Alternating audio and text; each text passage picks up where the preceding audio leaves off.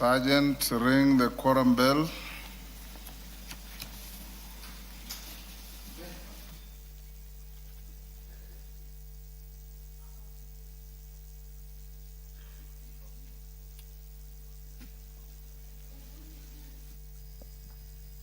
Well, the prayer has been said and the chair taken.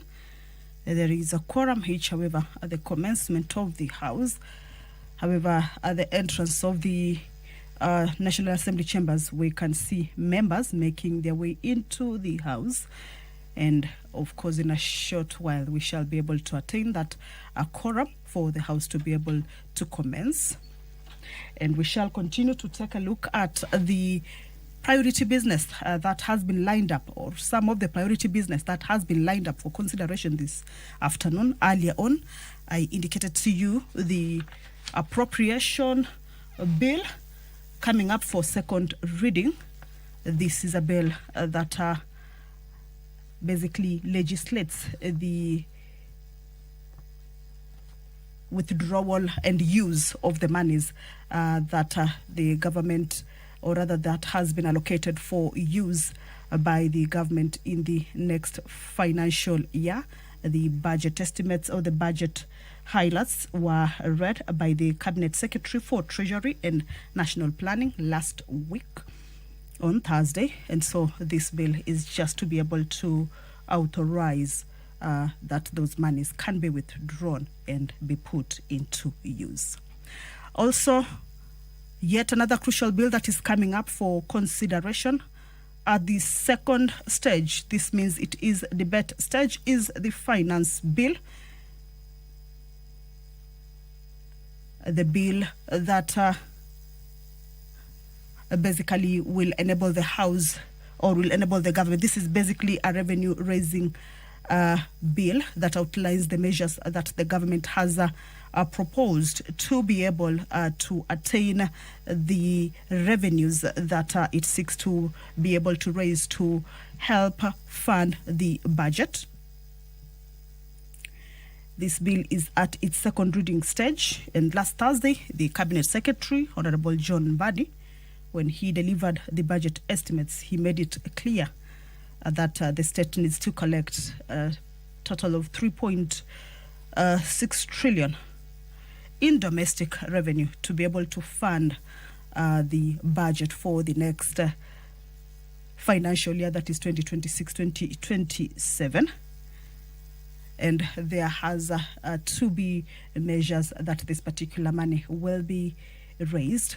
And of course, the finance bill is one of the measures that will enable the House or the government to be able to raise that money. It is basically a legal instrument that contains the exact tax adjustments, the base expansions, and compliance crackdowns that are designed to be able to hit that target. The Ministry of Treasury, as well as the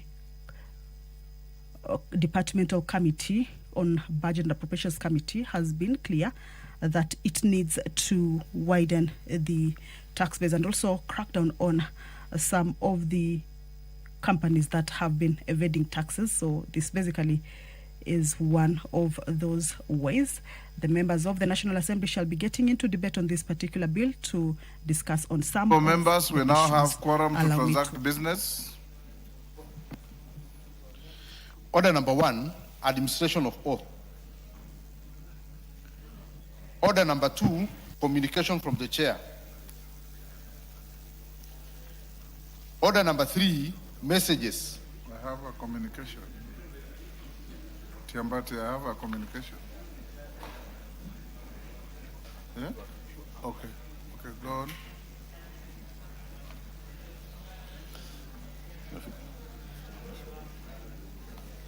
Go on. Order number 4, petitions.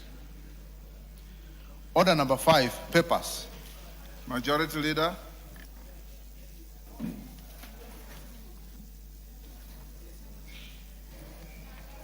Honorable Speaker, I beg to lay the following papers on the table of the House today, Tuesday, 16th June 2026. 1, the following documents from National Treasury and Economic Planning A, budget statement for the year 2026-2027. B, budget highlights, the Mwananchi guide for the year 2026-2027 budget. C, statistical annex to the budget statement for the year 2026-2027. D, the supplementary estimate number 2 for the year 2025-2026, and the following accompanying documents from National Treasury. 1, for the year 2025-2026 supplementary estimates. Number 2, program-based budget. Number 2, for the year 2025-2026 supplementary estimates. Number 2, recurrent estimates. Number 3, for the year 2025-2026 supplementary estimates. Number 2, development estimates. And number 4, memorandum on 2025-2026 supplementary estimates. Number 2. Number 2, the agreement between the government of the Republic of Kenya and the government of Republic of Turkey and defense cooperation from the Ministry of Defense. And 3, reports of the Auditor General and financial statement for the year ended 30th June 2026, 30th June 2022, 30th June 2023, 30th June 2024. In respect of ACK Kaanwa Mixed Day Secondary School, B, Chogoria Boys High School, C, Chuka Girls Secondary School, D, Chuka High School, E, Ireteti Mixed Day Secondary School, F, Iftin Girls Secondary School, G, Ilposat Secondary School, H, Kaaga Girls High School, I, Kangaroo School, J, Karate Secondary School, K, Kadana DB Secondary School, L, M, Magamano Girls Secondary School, N, Masavi Girls Secondary School, O, Moi Forces Academy Mombasa, P, Gantatek Mixed Boarding Secondary School, Q, Our Lady of Mercy Girls Secondary School, Kitui County, R, Our Lady of Mercy Mutunguru Girls Secondary School, S, Precious Blood Kagwe Girls Secondary School, T, Ragala Boys High School, U, River Girls Secondary School, V, St. Clair Girls Secondary School, Embu, W, St. Michael Gitangati Secondary School, X, St. Teresa Mundere Girls Secondary School, Busia County, Y, Taite Muache Secondary School, and Z, Wanjohi Girls Secondary School. Thank you, Honorable Speaker, and I lay. Thank you. Chairperson, Departmental Committee on Agriculture and Livestock. Mutunga, not yet in the House. Chairperson, Departmental Committee on Finance and National Planning.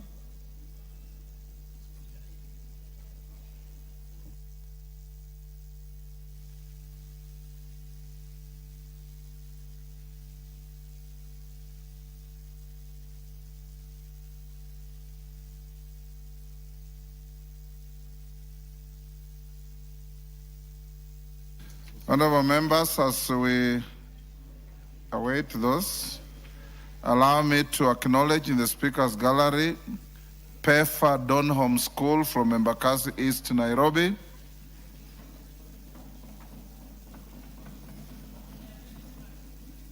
In the public gallery, Ogiek Kwanzaa Secondary School from Kuresoi South, Nakuru.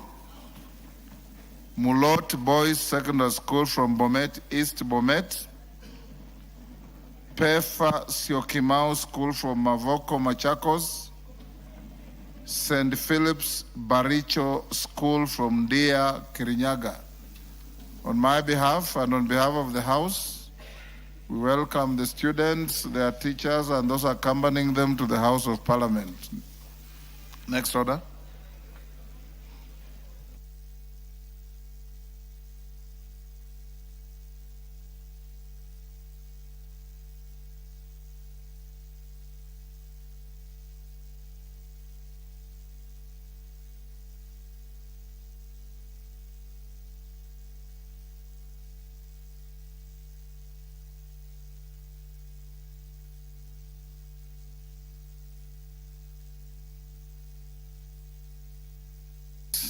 Take your seats.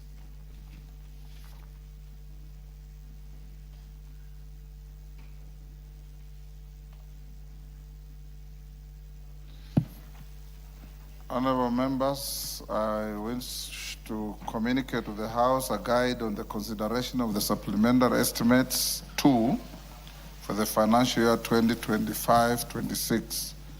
Honorable members, I wish to draw your attention to the paper laid by the leader of the majority party on the second supplementary estimates for the financial year 2025-2026 from the National Treasury. Honorable members, I'm guided that the second supplementary estimates seek to revise approved allocations in respect of a few specified votes, largely for purposes of reallocations and regularizing the expenditures. In this regard, honorable members, noting the limited scope of the second supplementary estimates and the period between now and 30th June 2026 for in-depth consideration of the estimates and the passage of the attendant legislation is merely 2 weeks, the estimates shall only be referred to the Budget and Appropriations Committee. However, the committee may, where necessary, liaise with the relevant departmental committees under whose mandate the affected votes fall for purposes of obtaining any sector-specific input. I therefore direct that the Budget and Appropriations Committee considers the second supplementary estimates for the financial year 2025-26 and tables its report on or before Thursday, 18th June 2026 to enable the House to consider the supplementary estimates within the statutory timelines. The House is accordingly guided. I thank you. Next. Order number 6, notices of motion. Order number 7, questions and statements.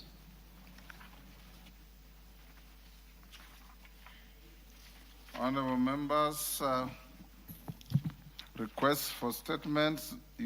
Farah Yusuf, member for Wajir West. Farah Yusuf, member for Wajir West. Absent, question deferred. Carole Omondi, member for Suba South. Not present, question deferred. Susan Kiamba, member for Makueni.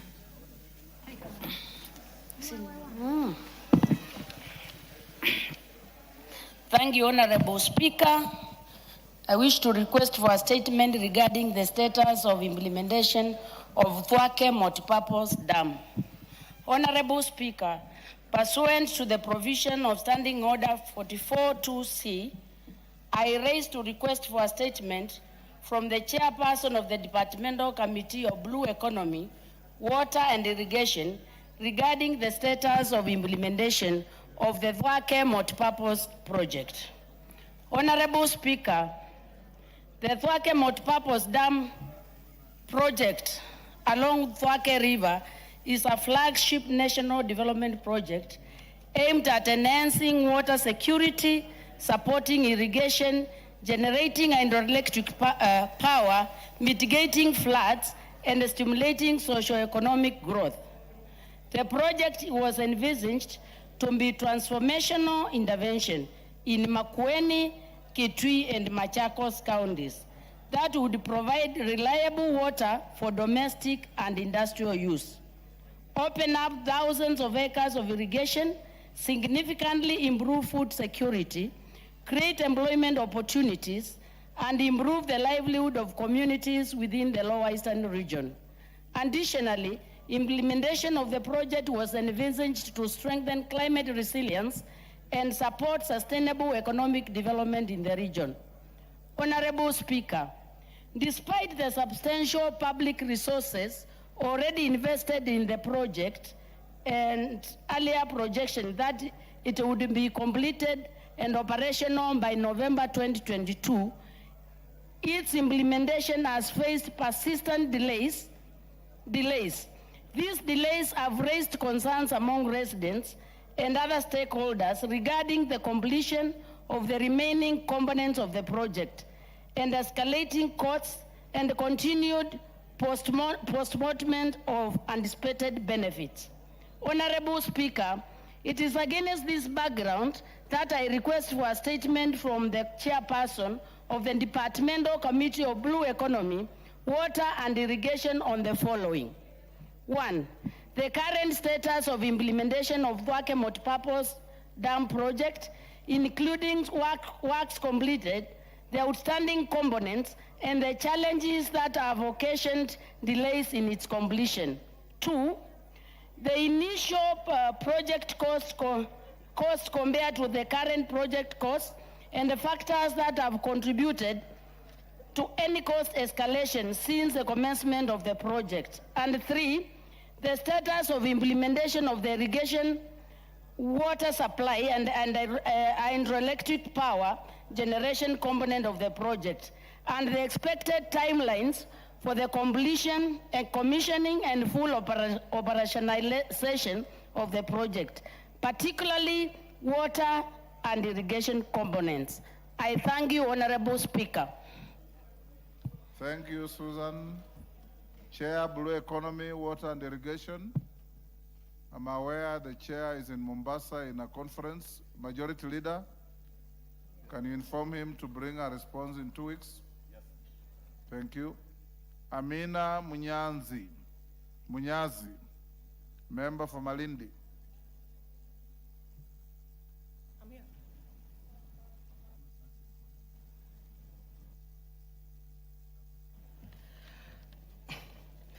Thank you, Honorable Speaker.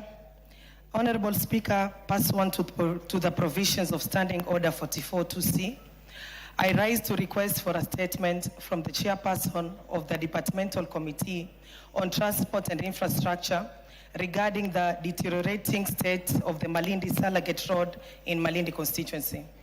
Honorable Speaker, the Malindi-Salagate Road was commissioned in 2016 as a strategic transport corridor intended to link the coastal tourism hub of Malindi with Tsavo East National Park, while also unlocking the economic potential of the region by enhancing trade through facilitating the movement of goods and services. The road also serves as a key route, providing residents with access to healthcare facilities and other essential public services. Despite the annual allocation of funds by this House for the maintenance and rehabilitation of roads, the Malindi-Salagate Road has continued to deteriorate due to prolonged neglect. Large sections of the road have extensive potholes and washed out segments, which pose serious safety risks to road users.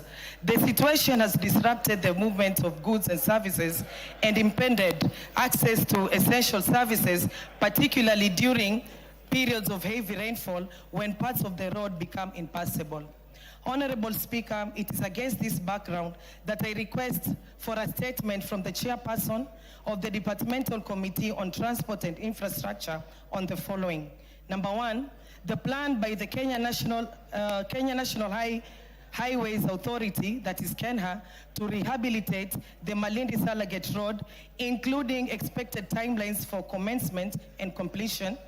Number 2, the immediate and long-term interventions by the ministry to ensure timely maintenance and rehabilitation of roads. And lastly, the measures being taken by the Ministry of Roads and Transport and KENHA to ensure that any roads construction and maintenance work are undertaken in accordance with required quality standard. I thank you, Honorable Speaker. Thank you, Honorable Amina. Chair, Transport and Infrastructure, GK. When can you bring a response? Honorable Speaker, will respond in 2 weeks. 2 weeks, thank you. Response to statements. Honorable Caroline Ngeleche, is she in the House? Yes. Defense, Intelligence and Foreign. Is Nelson Koech in the House? Caroline, the respondent is not in the House. In case they come, we'll give them an opportunity. Right? You want to say something? Go ahead. Thank you so much, Mr. Speaker. I wanted to please insist that this matter is something that is active, and the family and the community really wanted the answer, because even repatriating the body of the deceased has not been done. And I wish and I would pray that the relevant committee chair should do it as soon as possible, because even it was supposed to be done last week, but it was interfered by the budget. So it is my sincere request that as soon as possible he responds to it. Thank you. Yes, Cynthia Muge, on the same. Go ahead. Thank you, Honorable Speaker. Allow me to also add my voice to what the Honorable Ngeleche has said. I walked into a visible tense situation regarding the same matter, and the Kenyans there, Honorable Speaker, have a lot of issues, and they expressed their concern and their anger and their lack of patience because they do not see the wheels of justice moving. And Honorable Speaker, I want to agree with Honorable Ngeleche that this matter should be sorted and it should be accorded the seriousness that it deserves, because it is leaving both the Kenyan community there in a lot of confusion, and it is also leaving us here in a very awkward situation that we cannot explain and we cannot even give satisfactory answers to the same matter. So, Honorable Speaker, please make sure that it is done urgently. In the event the chair doesn't show up, I'll order it to be released for tomorrow. Timothy Wanyonyi, member for Westlands, not in the house. Is the chair of Sports and Culture in the house? Dan Wanyama, are you ready? I'm ready. But the member who requested for the statement is not here, so let's defer that for the time being. Julius Ole Sunguli, sorry. Yes, Ngogoyo. Hold on, Sunguli. Yes, Ngogoyo. Thank you, Chair. I want to seek Which chair? Mr. Speaker, I want to seek your indulgence. You requested the Chair for Interior to respond on my statement, and it is not on the order paper, and you specifically said the one for Reverend Dumia, the Reverend Priest, you directed him that I get a response today. Tongoyo, do you have the response to? Speaker, I don't have it. You can do that. I was not. I can tomorrow do it morning. Tomorrow, maybe in the afternoon. Tomorrow afternoon. Yeah, even if it is as. Okay, yeah, Ngogoyo, tomorrow afternoon. Julius Ole Sunguli. Mr. Speaker, sir, I wish to bring to the notice of the House the fact that the Honorable Gideon Stelu Olekonchela has passed away. He passed on last Friday at Nairobi Hospital. Konchela represented Kilgoris constituency as his member of parliament for multiple terms between 2003 and 2022 under different political parties, the PNU, URP, and Jubilee. The 2007 general election in Kilgoris was marked by controversy, occasioning a by-election held on June 10, 2008, at which he won again and to which he continued serving until 2022.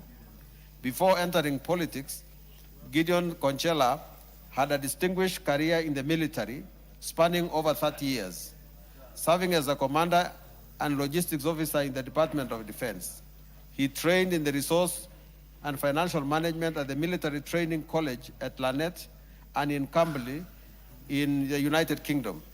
In 1976, he went on to serve with distinction in successive commands in Kahawa and different departments in the military at the Kenya Army. Konchela also served in the President Mwai Kibaki's cabinet as Minister for Immigration and Registration of Persons between 2006 and 2007, having served earlier as an Assistant Minister for Health and Medical Services. During his tenure, he oversaw the landmark Refugee Act of 2006, which replaced the repressive colonial-era Control of Aliens Act and established a humane and legal framework to register and protect refugees in Kenya. Although we did compete in elections, we often served in different times as allies. The people of Kilgoris constituency will miss the Honorable Gideon Stelu Konchela, the member of parliament they knew for 20 years. We pray for his family and pray for his soul to rest in peace. Thank you, Honorable Olesunguli, obviously. Yes, Nguna, what is it? CLN, what is it? Thank you, Mr. Speaker. I just wanted to convey condolences, but Go let ahead. us fall in order. Go Thank ahead. you, Mr. Speaker. I take this opportunity on behalf of the people of Mwingi West, actually to convey a message of condolences and to the people of Kajiado County who lost a very good leader. Gojela Gideon, actually we served with him in 12th Parliament, and he was a very good person. He was my good friend. We served in the same committee, and on behalf of my family, I convey message of condolences to the family, and let his soul rest in eternal peace, Mr. Speaker. Thank you. Mandazi?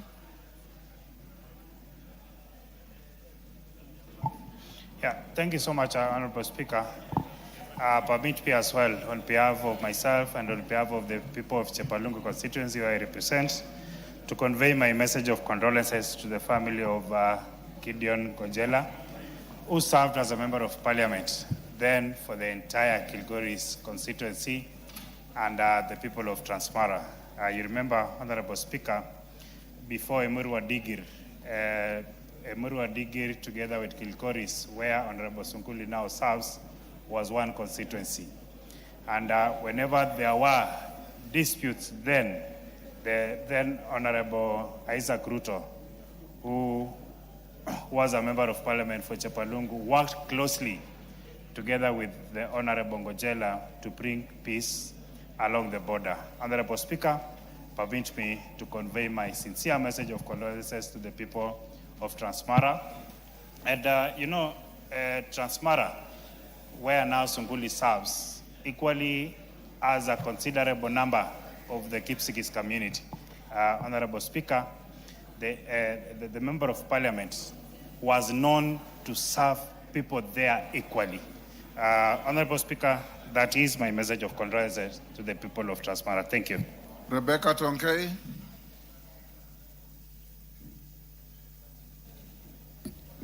You have the mic. Okay, thank you. Thank you, Honorable Speaker. Mr. Speaker, sir, I also want to convey my condolences to the people of Narok County and the family of the late Honorable Konchila, who served for 20 years.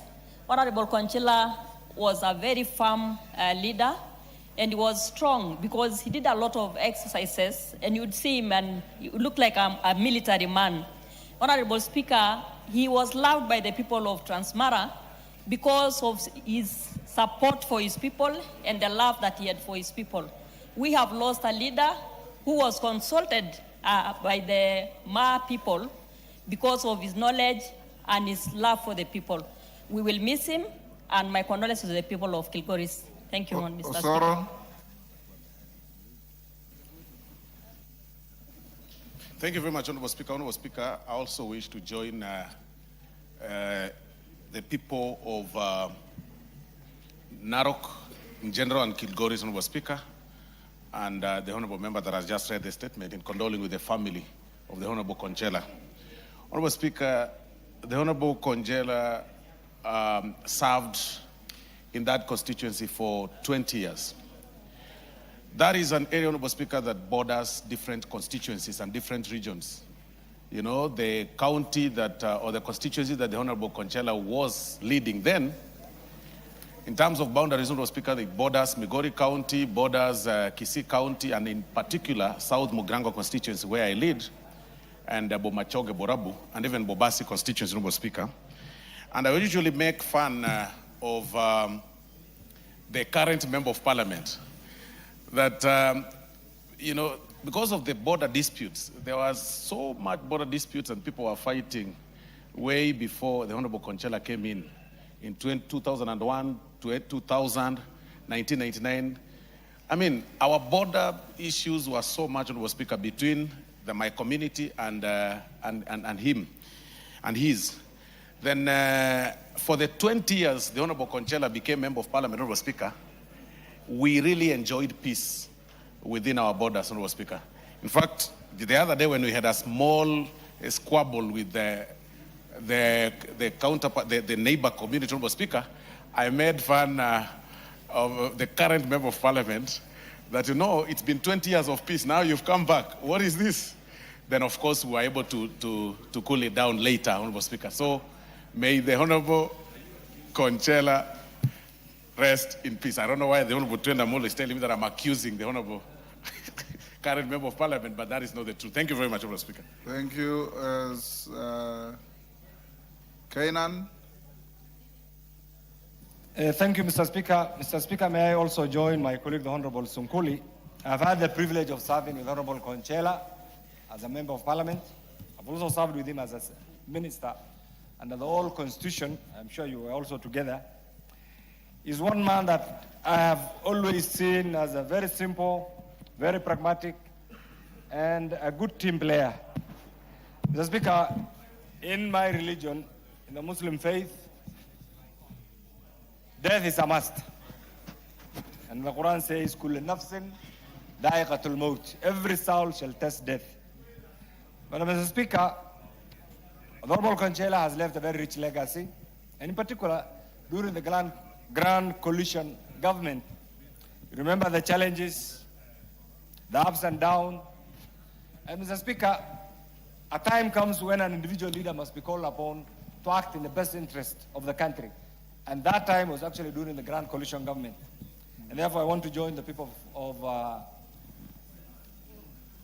Narok, his family, and the entire leadership in sending my condolences, and Mr. Speaker, and we say pole, and I'm sure many Kenyans will continue to cherish some of the fundamentals that he has believed in. And therefore, I say pole, and I hope and pray that those who have been left behind will continue and support what he has always believed in. Thank you, Mr. Speaker. Melly. Thank you, Honorable Speaker. Honorable Speaker, I rise to eulogize Honorable Gideon Conchela, whom I served with him in this parliament, in the 11th and the 12th parliament. And to say what my colleagues have said, he was a very humble, down-to-earth leader, and more importantly, a team player. Honorable Speaker, you being one of the members who like the gym, he was also a very good member of the Bunge Club. And every other time, you would sit down with Conchela and give a lot of wisdom, which cut across many sectors of this society. Honorable Conchela was a very amiable man. He lived well with most members of the House then. And more importantly, he was always eager to understand how to improve the lives of his people. I served with him in this House, and in most instances, Honorable Speaker, he would always be arguing and trying to find out the issues of settling his people well, the titling issues, and more importantly, trying to improve the education of his community. So with my colleagues and Kenyans, I want to pass my condolences to the family, the Honorable Member for Kilgoris, Julius Sunkuli, for losing one of his citizens, his constituents, and the people of Kilgoris for the loss of Honorable Conchela. May his soul rest in eternal peace. Thank you. Those I give now take a minute because I see a lot of interest. We have a lot of urgent business. Commissioner Makau. Thank you, Mr. Speaker. Allow me to join my colleagues in eulogizing the Honorable Gideon Sitelu Conchela. Mr. Speaker, Conchela was a gentle giant, having had a military background. In this House, I was privileged to serve with him. He was a gentleman who never spoke a lot, but he was full of wisdom. Mr. Speaker, it's a great loss for the people of Grigolis and those he neighbored.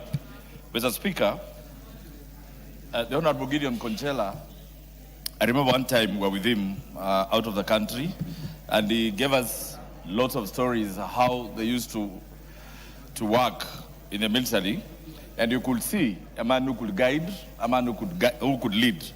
Mr. Speaker, as we mourn the loss of Gideon Conchela, allow me also to pass my condolences to the families of the 4 people who are killed, who are found murdered in Kadhiani constituency. And again, the lady who was also stabbed to death at Joska Market. As Mr. Speaker, call upon the Minister of Interior, to increase the presence of security, because now deaths are all over. Mr. Speaker, I pass my condolences. Thank you very much. Thank you, Mr. Speaker. Mr. Speaker, on my behalf and on behalf of the people of Suba North, I bring my condolences for the passing of Honorable Gideon Conchela. I served with him in this parliament, and Mr. Speaker was a very dedicated member. He was a very calm member. And Mr. Speaker, for a person to serve for 20 years, that actually goes to prove how committed he was to his constituency and the confidence they had in him, Mr. Speaker. And Mr. Speaker, it also shows, contrary to what other people sometimes say, that indeed it is actually possible to serve for 20 years. Mr. Speaker, I will be serving myself over 20 years when I do my next term. But because we are following the footsteps of people like Honorable Gideon Conchela that are exemplary, Mr. Speaker, may his soul rest in eternal peace. Otienda Amolo. Thank you, Mr. Speaker. Mr. Speaker, I bring the condolences of the people of Rarieda and myself to the family and constituents of Kilgoris on the loss of the Honorable Gideon Conchela.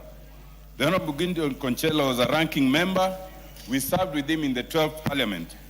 And Mr. Speaker, this was a gentleman who was humble. And his mark of humility was seen in the fact that although he was a ranking member, serving a 4th time, he never ever reminded anyone that he was a ranking member. Mr. Speaker, the Honorable Gideon Conchela served with dedication, and that is why he kept being elected. But more importantly, he was a man bereft of verbal aggression. The kind of aggression that sometimes we see in colleagues, the kind of aggression that we see in the culture of Gunism was something that he did not have. Most times he cut a lone figure, focused on his work and not bothering anyone else. Mr. Speaker, it is also a stern reminder to all of us that even as we serve our people, we must take care of our family, to be with the family. We must take time to do what we need to do. We must also take time to remember God and pray that we serve with dignity and humility. Mr. Speaker, we mourn the Honorable Conchela. Thank you. Thank you. Oundo. On my behalf and the behalf of the people of Funyula constituency, let me send my condolences to Honorable Conchela. Honorable Speaker, I served with Honorable Conchela in the 12th Parliament. We're also in the same committee of Trade Industry and Cooperative, and we interacted fairly well. I have never seen a humble man like him, regardless of his past history. It also happened, Honorable Speaker, we lived through almost the same place in Nairobi here, so we'd occasionally meet with his family at the hub, and also let me, on my behalf and behalf of my family, send message to the family and wish them God comfort at this most disturbing time. Thank you, Honorable Speaker. Mule.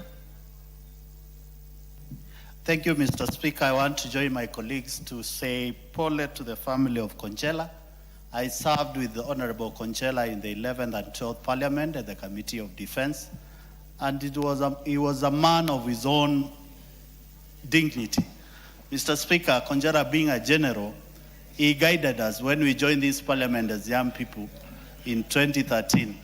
And he also gave us very clear direction. He was never a general, he was a colonel. He was a colonel, yes. He was in the army. Thank you, Mr. Speaker, for guiding that. So, Mr. Speaker, on behalf of the people of Matungulu, myself, my family, we want to condole with the family of Conchela and the people of Kilgoris and say that Conchela left a mark in Kilgoris and the entire Narok.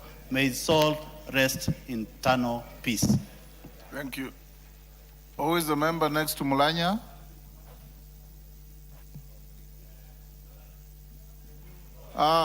Yes, the new member for Emurua Digir. Yes. Wadigir. I want to join members of this House in sending a message of condolence to the family of Mheshimiwa the late Honorable Konjela.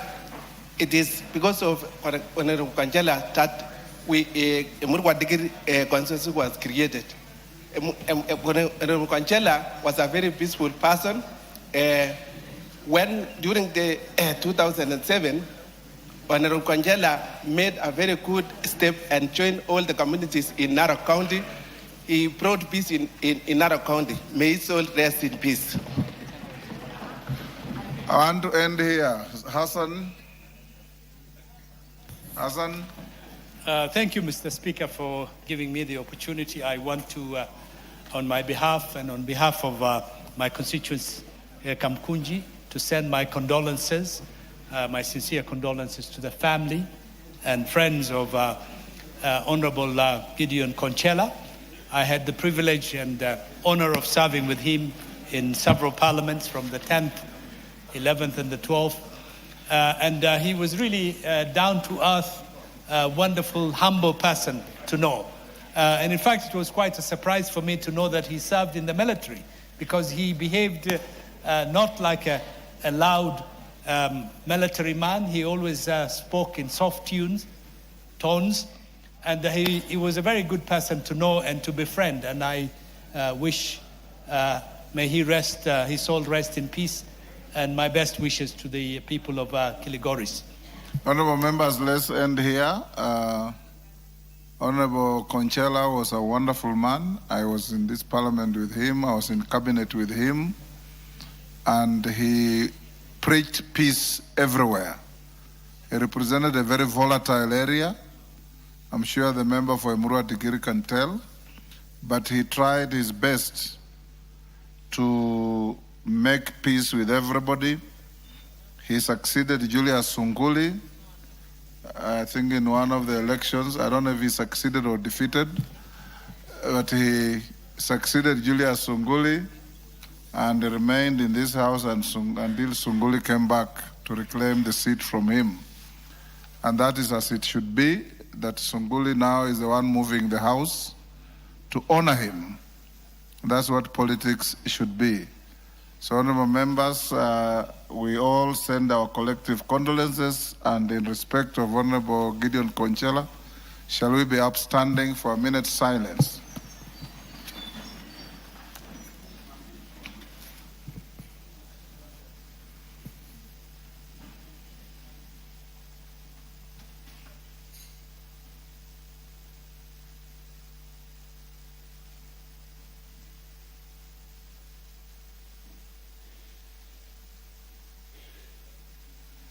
May his soul rest in eternal peace. Amen. For members who have not had an opportunity to send their condolences, we have set up a condolence table out there with a condolence book. You may wish to go and do so. Honorable members, while on my feet, allow me to acknowledge in the Speaker's Gallery Mawingo Girls Secondary School from Kipipiri, Nyandarua, Merti Muslim Girls Secondary School from Isiolo North, Isiolo,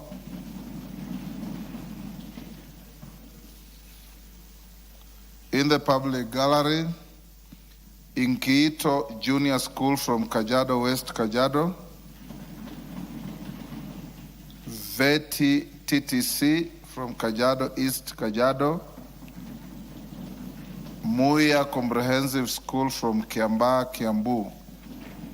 On my behalf and on behalf of the House, we welcome the students and those accompanying them to the House of Parliament. Clerk, go back to order number 5. Order number 5, papers. Kimani, Chair of Finance. Thank you, Honorable Speaker. Honorable Speaker, I beg to lay the following papers on the table of the House. Today, Tuesday, the 16th of June, 2026, the reports on Departmental Committee on Finance and National Planning on its consideration of the following 2 bills, the Finance Bill, National Assembly Bill number 26 of 2026, and the Compendium of Public and Stakeholder Submissions, Volume 1 to Volume 9, and 2, the Kenya Revenue Authority Amendment Bill, National Assembly Bill number 28 of 2026. Thank you, Honorable Speaker.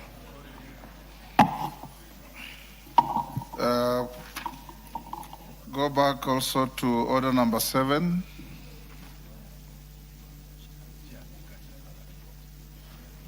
Chair Agriculture, you have a report to table at order number 5. 5. Yeah, Honourable Speaker, I beg to lay the following paper on the table of the House.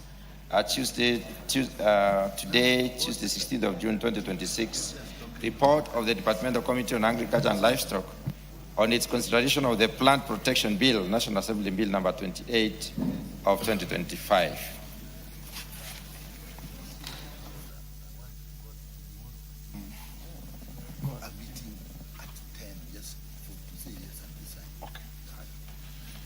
Yes, go call out order number 7.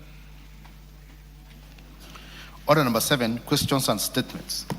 Kipchumba, I understand you have authority to receive the statement on behalf of the member for Westlands. Give Honorable Kipchumba the mic. Is that correct? Yes, Your Honor. Honorable Speaker, on behalf of Honorable Timothy Wanyonyi, who is the chair of KEDIPA, I am also a member of KEDIPA. Hereby wait for a response from the chair, Sports. Thank you. Dan Wanyama, Chair Sports.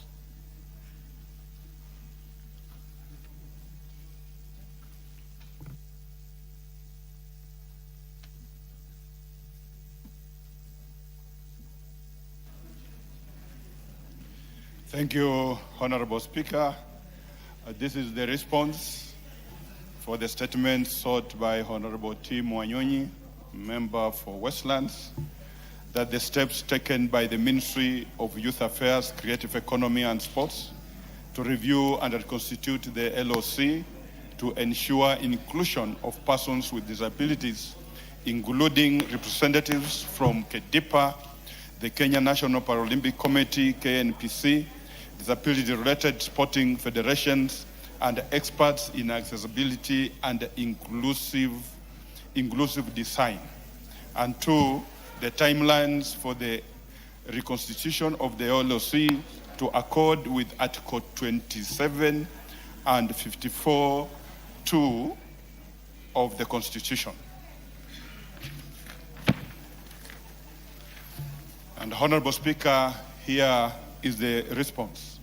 The Ministry acknowledges the request for inclusion and representation of persons with disability, BWDs, within the Pamoja Africa Cup of Nations 2027 Local Organizing Committee.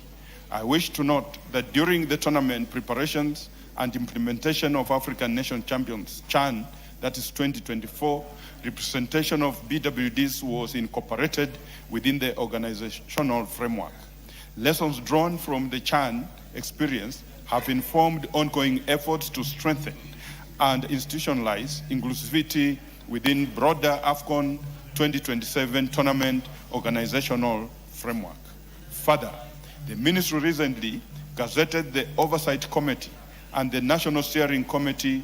The Ministry is currently in the process of constituting 13 specialized technical committees that will support the planning, coordination and delivery of the tournament.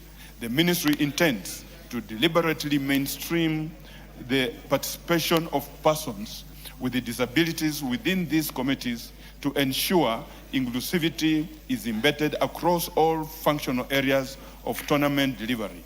These include, among others, infrastructure and facilities, that is venue construction progress, accessibility standards, training sites, and pitch readiness, safety and security, venue security frameworks, emergency response systems, crowd management, and safety protocols. And number 3, event operations, match day operations, accreditation system, tournament coordination and operational protocols. Then team services, hotel certification, training site allocation, and team liaison coordination. 5, ticketing, digital ticketing system and access control, commercial affairs, sponsorship rights, delivery, branding, and merchandising. Number 7, communications and broadcasting, media operations, public communication, broadcasting service, and stakeholder engagement. Number 8, borders and mobility, immigration facilitation, customs coordination, visa processing and movement logistics. Number 9, protocol, guests and workforce, protocol management, hospitality services, volunteers and workforce coordination. And number 10, legal, finance and governance, legal compliance, financial management and governance. In addition to representation within the committees, the ministry also undertaking measures to ensure that tournament facilities and operations comply with accessibility and universal design standards, including accessible stadium infrastructure, designated seating areas, accessible washrooms, mobility support service, appropriate signage, and communication support services where necessary. This is aimed at ensuring that both participants and spectators living with disabilities are able to fully enjoy and participate in the tournament experience.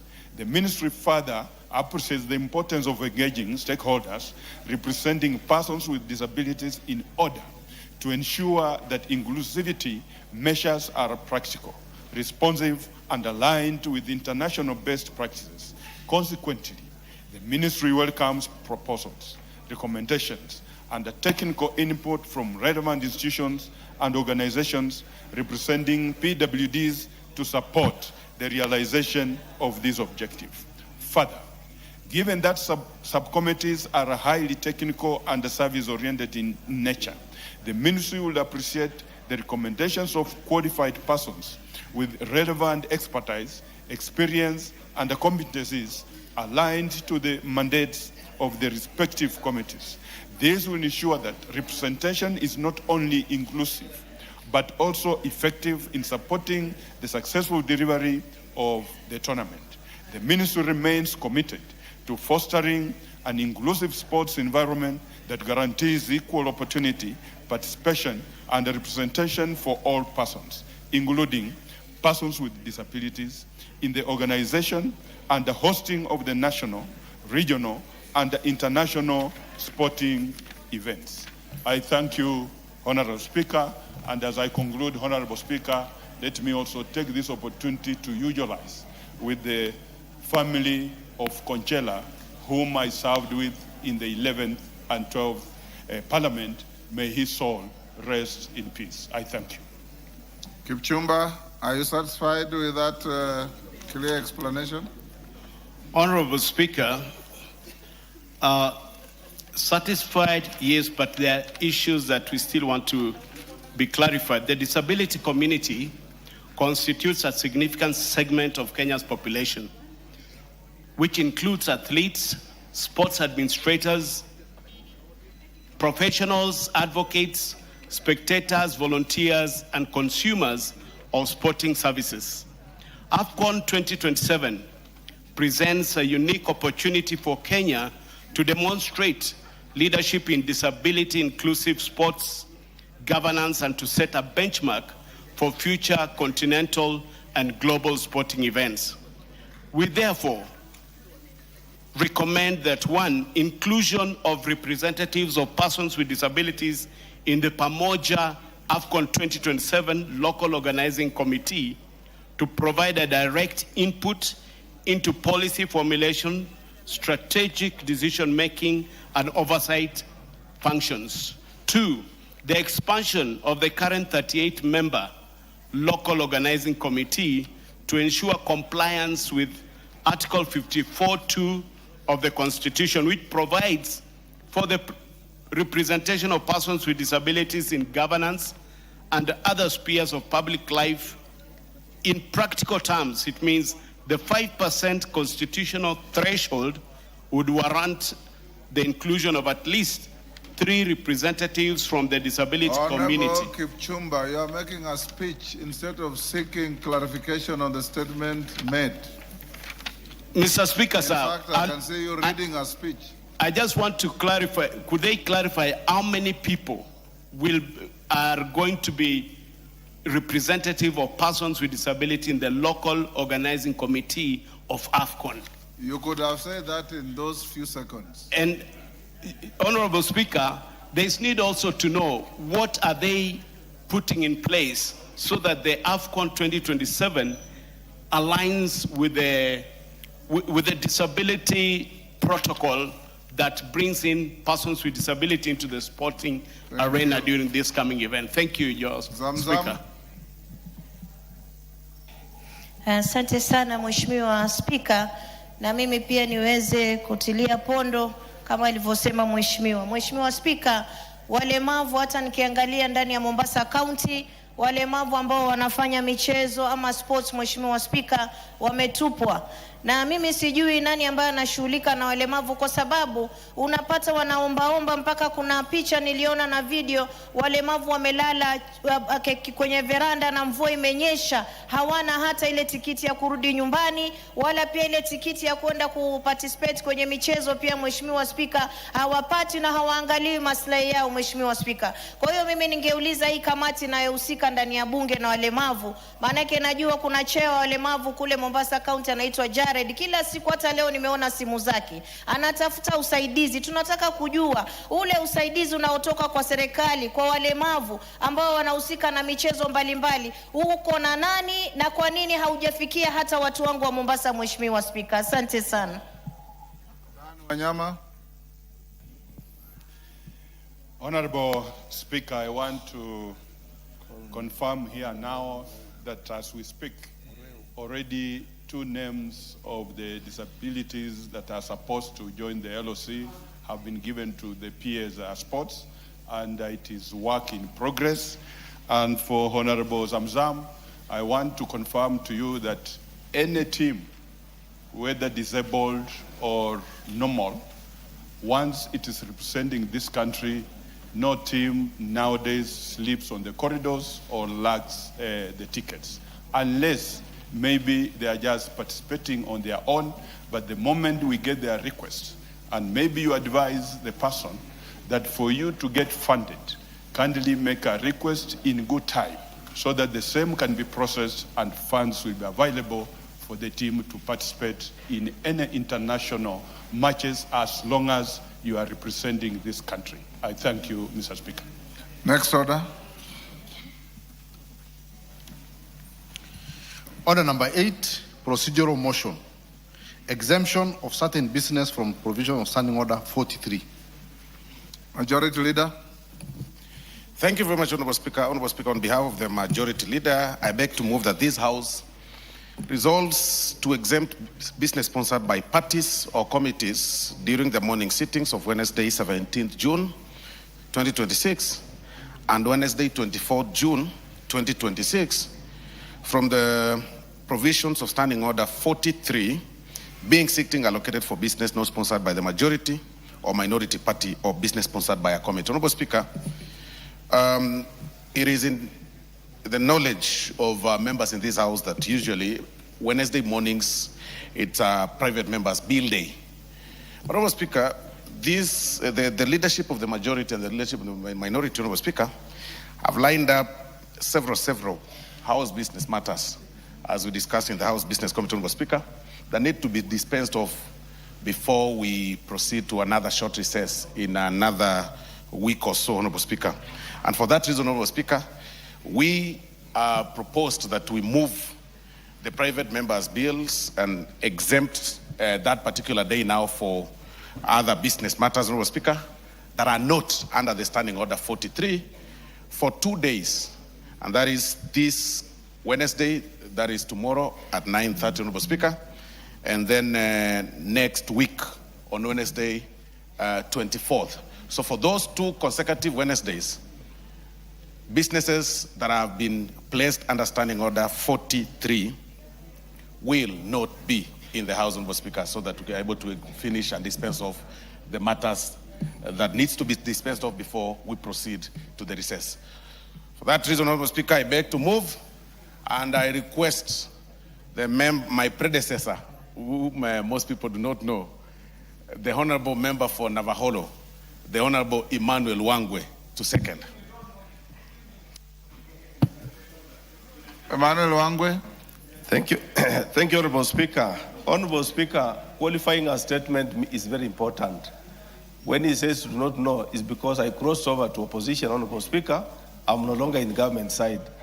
That is why he says they might not know, because I used to be the chief whip majority side. Now I'm seated in the minority side. Thank you, my good friend. Yes, Donya. Order. Yes, Donya. Give the mic. No, I was just listening to Mheshimiwa, and then he said he crossed over to opposition. Which opposition are you talking about? That is the clarity I gave and said minority and majority. So we are in the minority side. Honorable Speaker, allow me to second the motion so that we cut this long story short. Donya, did you say you are rising on a point of confusion or point of order?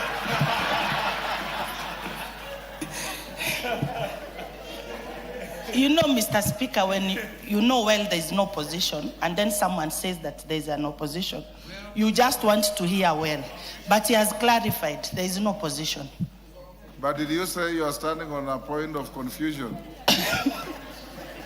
Did you? No. Yes, go ahead. Thank you, Honorable Speaker. Honorable Speaker, allow me to second the motion by the majority whip that this procedural motion be adopted by the House, Honorable Speaker. Given the explanation given by the majority whip, Honorable Speaker, the 2 weeks, meaning the 2 days subsequently to each other, tomorrow Wednesday and the following week Wednesday, the following day Thursday and the following week on Thursday, Honorable Speaker, do not make much difference if at all we can shift all motions under Standing Order 40, sub-article 3. I wish to ask my colleagues that we support the motion by the majority whip so that, Honorable Speaker, we look at the very urgent motions that the committee has lined up for the House. Thank you, Honorable Speaker. I support the motion. Thank you. Members on their feet, take your seats. Members on their feet, take your seats. Honorable members, I now propose the question at order number 8, which is that this House resolves to exempt business sponsored by parties or committees during the morning sittings of Wednesday, 17th June 2026 and Wednesday, 24th June 2026 from the provisions of Standing Order 43, being sittings allocated for business not sponsored by the majority or minority party or business sponsored by a committee. We put the question. Honorable members, I now put the question at order number 8, which is that this House resolves to exempt business sponsored by parties or committees during the morning sittings of Wednesday, 17th June 2026 and Wednesday, 24th June 2026 from the provisions of Standing Order 43, being sittings allocated for business not sponsored by the majority or minority party or business sponsored by a committee. As members of that opinion say aye. Aye. Those of the contrary opinion say nay. The ayes have it. Next. Order number 9, the Trust Administration Bill, National Assembly Bill number 29 of 2026, first reading. A bill for an act of Parliament to consolidate and reform laws relating to the registration, incorporation, management, and regulation of trusts and trustees and for connected purposes. Order number 10, the Appropriation Bill, National Assembly Bill number 36 of 2026, second reading. Honorable members, this appropriation bill is literally a continuation of the budget business we have been doing. The budget appropriations that you discussed here for 3 days, culminating with the highlights by the CS. So House Business Committee has directed that we take an average of 30 minutes, including the mover, the seconder, and those who may wish to speak, so that we can go to the next business on the finance bill. Budget Chair, Honorable Atandi. Thank you, Honorable Speaker. Honorable Speaker, I would like to move that the appropriations bill the Appropriations Bill, National Assembly Bill number 36 of 2026, be now read a second time. Honorable Speaker, as you have rightfully guided, this House, having debated conclusively the budget estimates, and ultimately the Cabinet Secretary was in this House last week to give highlights of the same estimates, I would just like to take a few minutes to remind members of the key highlights of the Appropriations Bill. Honorable Speaker, this bill seeks to authorize the issuance of 2 trillion 1.87 billion from the Consolidated Fund to fund national government services and programs for the year ending June 2027. Honorable Speaker, as you have also guided, I just want to highlight to members the contents of the Appropriations Bill, which is basically the contents which mirror the budget estimates which we have already discussed and approved. Honorable Speaker, key highlights of the bill include expenditures that will be spent to fund key programs of government, which include, one, the education sector, Honorable Speaker, which is going to receive 781.3 billion, which will support free primary and secondary education, junior secondary school capitation, teacher recruitment and remuneration, university financing, TVET programs, digital learning, investing in human capital development also, and this is going to be a key driver for economic transformation. Honorable Speaker, the second key allocation is going to be spent on transport infrastructure, industry, and this is going to enhance connectivity, reduce transport costs, and facilitate trade and support regional integration. Honorable Speaker, the road sector has been allocated 230.3 billion, which is going to support construction of roads, rehabilitation and maintenance, and building of bridges. The transport sector will receive 51.8 billion for railway modernization, bus, rapid transit system, airport upgrades, logistics hub. Honorable Speaker, the major transport projects include 20.8 billion for SGR Phase 2B and 2C, Kenya shillings 4.2 billion for Dongo Kundu Special Economic Zone, 3.8 billion for flood mitigation works, and Honorable Speaker, further 19.2 billion is going to stimulate industrial growth and improve connectivity. Honorable Speaker, under Universal Health Care Program, the health sector is allocated 175.5 billion, which is going to strengthen universal health coverage, UHC, improve primary health care services, expand specialized health care infrastructure. And Honorable Speaker, under the UHC allocations, 19.1 billion has been earmarked for Primary Health Care Fund, 20.9 billion for Kenya Medical Supplies Authority, KEMSA, 18.8 billion for Kenyatta National Hospital. Honorable Speaker, under Housing Urban Development, the Housing Department has been allocated 138.2 billion to support affordable housing programs, and 110 billion for urban infrastructure and informal settlements upgrading. Major allocations Honorable Speaker include 50.8 billion for construction of affordable housing units, 20.9 billion for social housing, and 18.6 billion for Kenya Urban Program, KENUP. Honorable Speaker, under Environment and Natural Resources, the Environment Protection, Water and Natural Resources will receive 112.4 billion to support water infrastructure, irrigation development, forest conservation, climate resilience, and wildlife management. Honorable Speaker, under Agriculture, the government has allocated 63.3 billion to agriculture and food security to support fertilizer and seed subsidy programs. Honorable Speaker, 18 billion has been allocated for fertilizer subsidy, 2 billion for seed subsidy, 5.4 billion for food resilience project, and 4.7 billion for agricultural value chain development program, NAVCOP. Honorable Speaker, under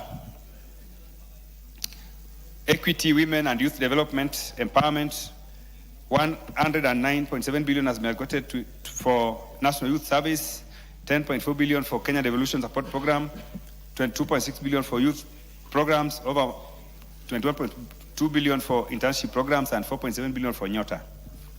Honorable Speaker, under ICT, 10.5 billion has been allocated to support digital transformation, expansion of digital connectivity, cybersecurity systems, development of digital hubs, And major expansions will include 5.3 billion for Kenya Digital Economy Acceleration Project, 1.5 billion for last mile connectivity, 689 million for digital hubs, 350 million for e-government procurement, 210 million for concert data center and smart city facility. Honorable Speaker, I would like to end the highlights that I was just going to give members so that they can be able to remember what they discussed last week when we were going through the estimates by saying, Honorable Speaker, that this budget is one of the most progressive budgets that this House is going to pass in the term of broad-based government. Honorable Speaker, when the minister was here last week, he gave us important highlights of some of the achievements that the budget is expected to achieve. And Honorable Speaker, I want to concur with the minister in his submissions by adding that even though there were areas where we had experienced shortages when we were going through the estimates, such as the examination fees for invigilators who processed the examinations for last financial year, I would like to confirm that that has already been provided for in the supplementary estimates which have been tabled on the House today, and that all the other important critical allocations that members were asking when we were discussing this bill have been addressed. Honorable Speaker, with your guidance, and now with the many highlights I've already given concerning the key estimates in the bill, I would now like to ask my able Vice Chairman to second the appropriations bill. Thank you. Member for Endebess. Thank you, Honorable Speaker. Honorable Speaker, I stand to second. And as members are aware, this is now to allow the government to be able to release the funds in the next financial year to operationalize the budget that was read and the estimates that were done by this House. And we actually did extensive deliberations on these estimates. When we did the estimates, we did the committee of supplies, and which also progressed into the budget highlights that were read by the cabinet secretary. So I think, Honorable Speaker, this is something that has been exhaustively discussed and deliberated, and therefore I would want to second. Thank you, Honorable Speaker. Members on their feet, take your seats.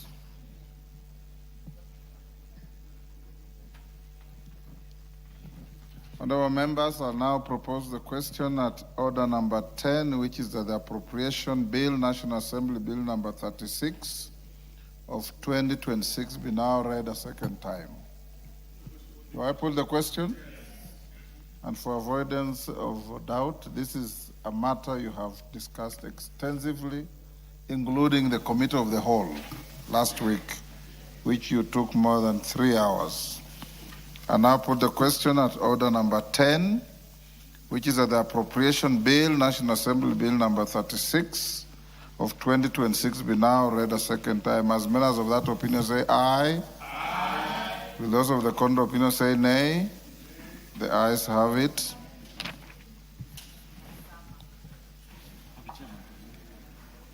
A bill for an act of parliament to authorize the issuance of a sum of money out of the consolidated fund and its application towards the service of the year ending on the 30th of June 2027, and to appropriate that sum and a sum voted on account by the National Assembly for certain public services and purposes.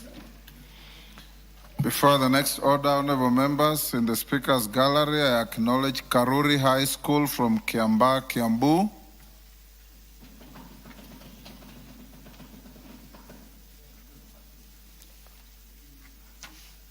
And in the public gallery, Taita Taveta opinion leaders from all Taita Taveta constituencies in Taita Taveta.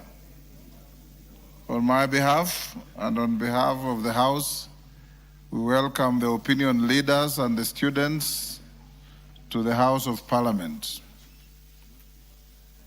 Next. Yes, India Muge, hold on, clerk. Thank you, Honorable Speaker. I thought I could take this opportunity now that there is a mention of opinion leaders from Taita Taveta, Honorable Speaker. And I have paid a lot of attention so that I can see who are these opinion leaders and shapers in Taita Taveta. I want to take this opportunity to invite them to Parliament so that they can be able to see the beneficiaries of opinion shapers. And these are the people that have proper opinion shapers on the ground. Again, Honorable Speaker, allow me to also welcome the students that have come here on educational tour. This is the House of Parliament. This is where legislation is done. This is where oversight is done. And this is where representation is done by the representatives of Kenya. So welcome. And this is where you also pick dreams and you also choose where you want to go. If you want to belong here, this is the place to come every Tuesday, every Wednesday, and every Thursday. May the good Lord bless you. Thank you, Honorable Speaker. Next order. Order number 11, the Finance Bill, National Assembly Bill number 26 of 2026, second reading. Chairperson, Departmental Committee on Finance and National Planning, Kimani. Thank you very much, Honorable Speaker. Honorable Speaker, I raise to move the Finance Bill of 2026, National Assembly number 26 of 2026, be now read a second time. Honorable Speaker, for the last 27 days, the Departmental Committee of Finance and National Planning has diligently discharged its mandate in accordance with Starting Order 245 through a comprehensive review and consideration of the Finance Bill 2026. The committee undertook extensive public participation and stakeholder engagement, traveling to 13 different counties, namely Wajir, Kiambu, Vihiga, Nyamira, Bomet, Makueni, Siaya. And it's good that the people of Taita Taveta are also represented here. We also went to Taita Taveta, we went to Turkana, we went to Kilifi, we went to Tana River, and went to Mombasa counties. The engagements were conducted between the Thursday, the 21st of May, and Friday, the 12th of June, and across the 13 counties, and then at Glee Hotel at Kiambu County. Honorable Speaker, it's important to mention one of the challenges that we got in public participation was Kenyans telling us about devolved functions, such as water. In fact, in many considerations, when we were having those town hall meetings, Kenyans were telling us about the challenges that they have in their counties. And at a time, it was difficult to tell them that we are not representing county governments. So I think from the onset, I'd like to urge our Council of Governors and our county governments to do their mandate so that, Honorable Speaker, there is value for money and there is services to be supplied to deserving Kenyan, Honorable Speaker. Honorable Speaker, I would like to give a special mention to the members of the Committee of Finance and National Planning, where I am honored to serve as the chairperson.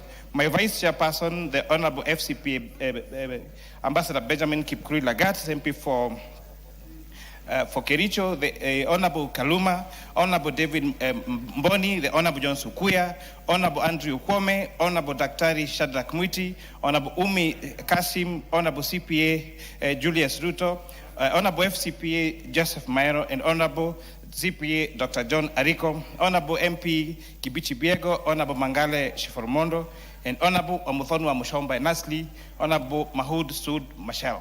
Honorable Speaker, these members extensively participated, expensively did civic education, engaged Kenyans, and I really grateful to them that we're able to come up with this good report at the top of the House today. I also wish, Honorable Speaker, to mention and appreciate the members of Secretariat. Honorable Speaker, as early as today, these members sat the whole night, did not sleep, and I'm talking about today, I'm talking about yesterday, I'm talking about the day before yesterday, so that we have a comprehensive report that takes care of over the 100,000 stakeholder engagements and feedback that we got.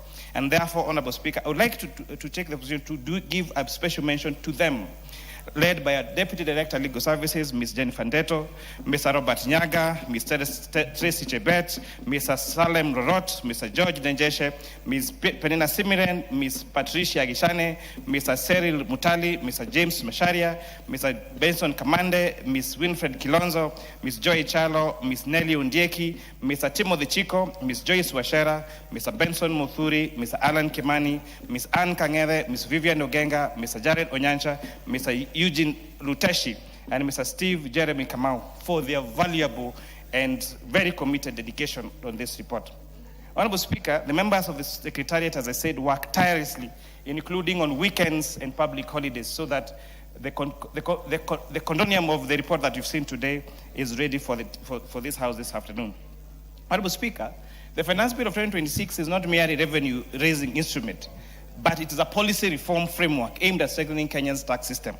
Unlike previous approaches that have focused primarily on introducing new taxes, this bill places emphasis on simplifying tax laws, addressing ambiguities, strengthening enforcement, and aligning Kenya's tax framework with international standards. Honorable Speaker, the bill further reflects the government's commitment to modernizing tax administration by leveraging on technology, data analytics, and risk-based compliance mechanism. And these reforms are intended to strengthen the relationship between taxpayers, the Kenya Revenue Authority, and promote voluntary compliance, curb tax evasions, and ensure that all taxpayers contribute their fair share of tax. Honorable Speaker, the consideration of this bill was guided by established policy framework, including the national tax policy, the medium-term revenue strategy, and these frameworks have consistently informed the review of tax legislation, including the Finance Act of 2023, the Finance Bill of 2024, the Tax Amendments Law of 2024, Business Laws of 2024, the Tax Procedures Act of 2024, and the Finance Act of 2025. The objective has been to promote a stable, predictable, and business-friendly environment. Honorable Speaker, the enactment of the Finance Act of 2022, this House approved various tax measures aimed at promoting fiscal sustainability and enhancing revenue collection.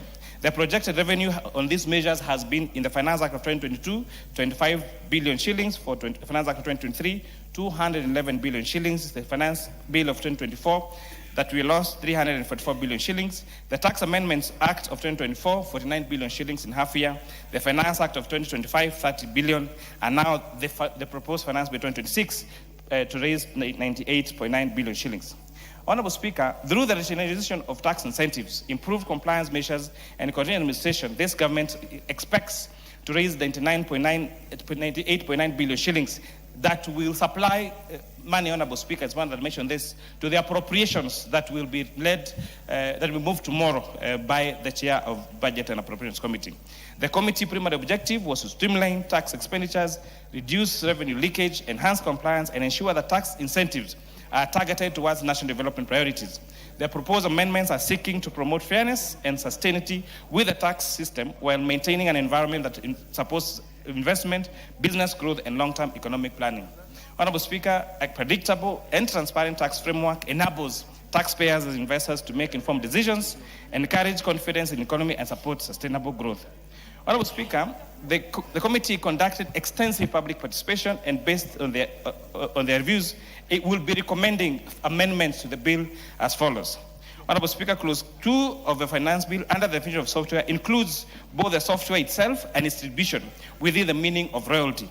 The committee observed that distribution of software does not by itself constitute a royalty-generating activity, and that including it in such could lead to an intended tax implication for distributors.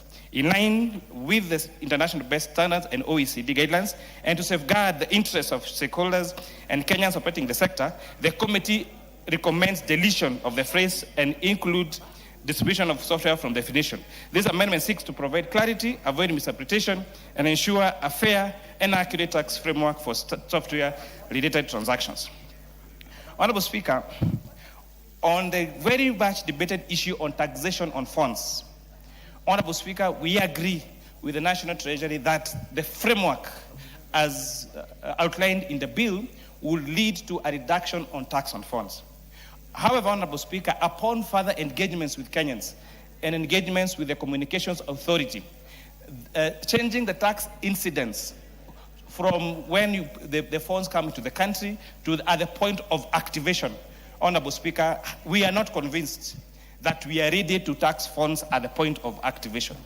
We strongly feel that it is important to establish a framework to make sure that we have the correct softwares installed by sharing data with telcos, by making sure that Communications Authority is ready, Honorable Speaker, to charge taxation on activation. But, Honorable Speaker, with the current framework, the National Treasury is recommending that we change the effective date of this to 1st of January 2027. But however, Honorable Speaker, this Parliament leaves and can sit at any particular time.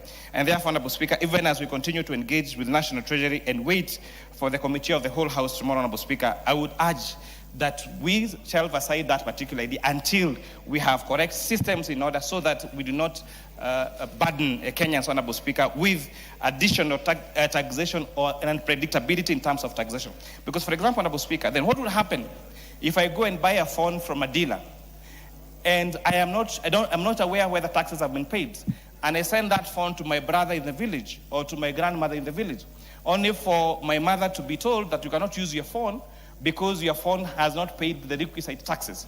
So, Honorable Speaker, I think it's very, very important that we rethink this particular proposal and ensure that there is no revenue loss, there is no extra burden to Kenyans. And Honorable Speaker, even I say this, I know we have had an extensive discussion, even including now with the CS and the PS, and I urge them that it's a good idea. Yes, it has a good deal, but we need to reconsider at what point should this tax be paid, Honorable Speaker. The bill is seeking, on the issue of, Honorable Speaker,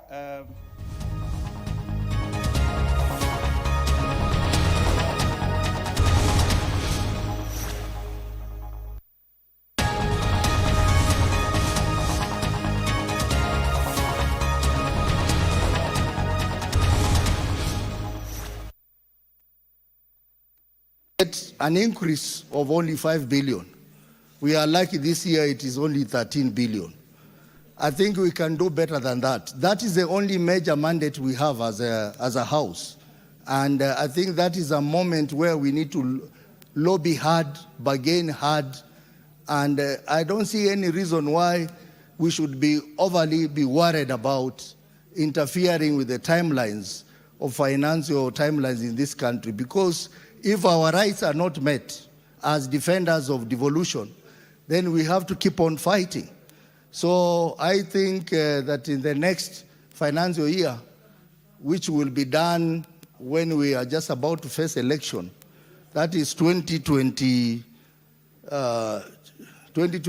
2028, I think we need to close this house by ensuring that we surpass the 450 billion that was envisaged by our late party leader, Honorable Raila Amolo Odinga.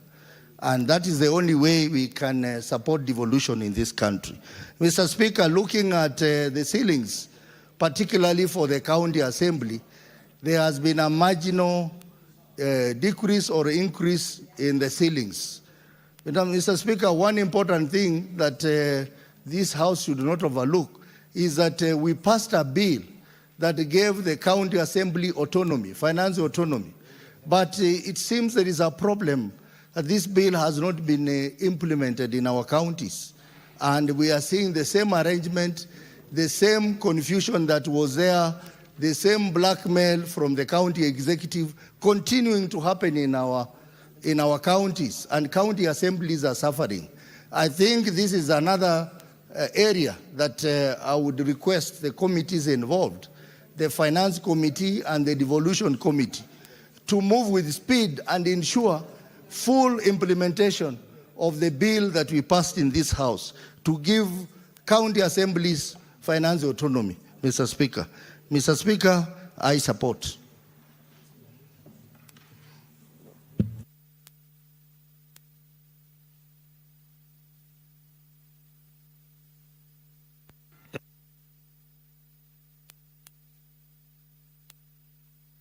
Seki.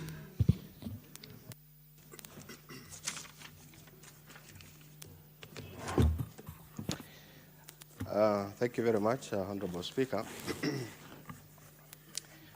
I also come in support of this bill, the County Allocation and Revenue Bill 2026. Honorable Speaker, this bill comes at the time when the county governments are waiting for this financial year. Honorable Speaker, it is true that my other presenters has presented in this floor, the release of funds is very important at this moment. And we are here to approve and release funds to counties. This is a bill that releases funds to counties, Honorable Speaker. And it is important that counties get to understand that this money is coming at the right time, so that at least between this year of 2026-2027, the counties, administrations, governors needs to allocate and apportion the money accordingly, because I think this is the only year that they do have to implement the development that they have already budgeted for, and try to see if they finish the projects that they have earmarked for their counties, Honorable Speaker. My county, blessed to have 9.8 billion Kenya shillings, which is an increase from the last year's allocation, Honorable Speaker. And this gives a reflection which we need to know that there are many pending bills within the counties.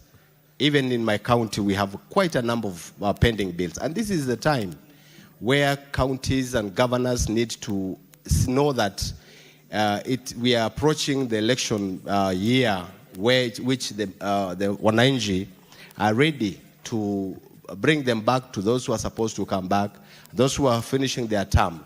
They need to see the issue of pending bills, because it has been a thorn on the flesh, Honorable Speaker. You get that many traders in the counties that have done works in the county governments, they are really in trouble. Auctioneers are all over, auctioning their properties, selling their properties, Honorable Speaker. And this becomes a big issue to county governments. And this is a time which now, as we continue to strengthen oversight to county governments, it is important that we get to understand there are a number of projects that are not completed. Others are not even, that have not been started.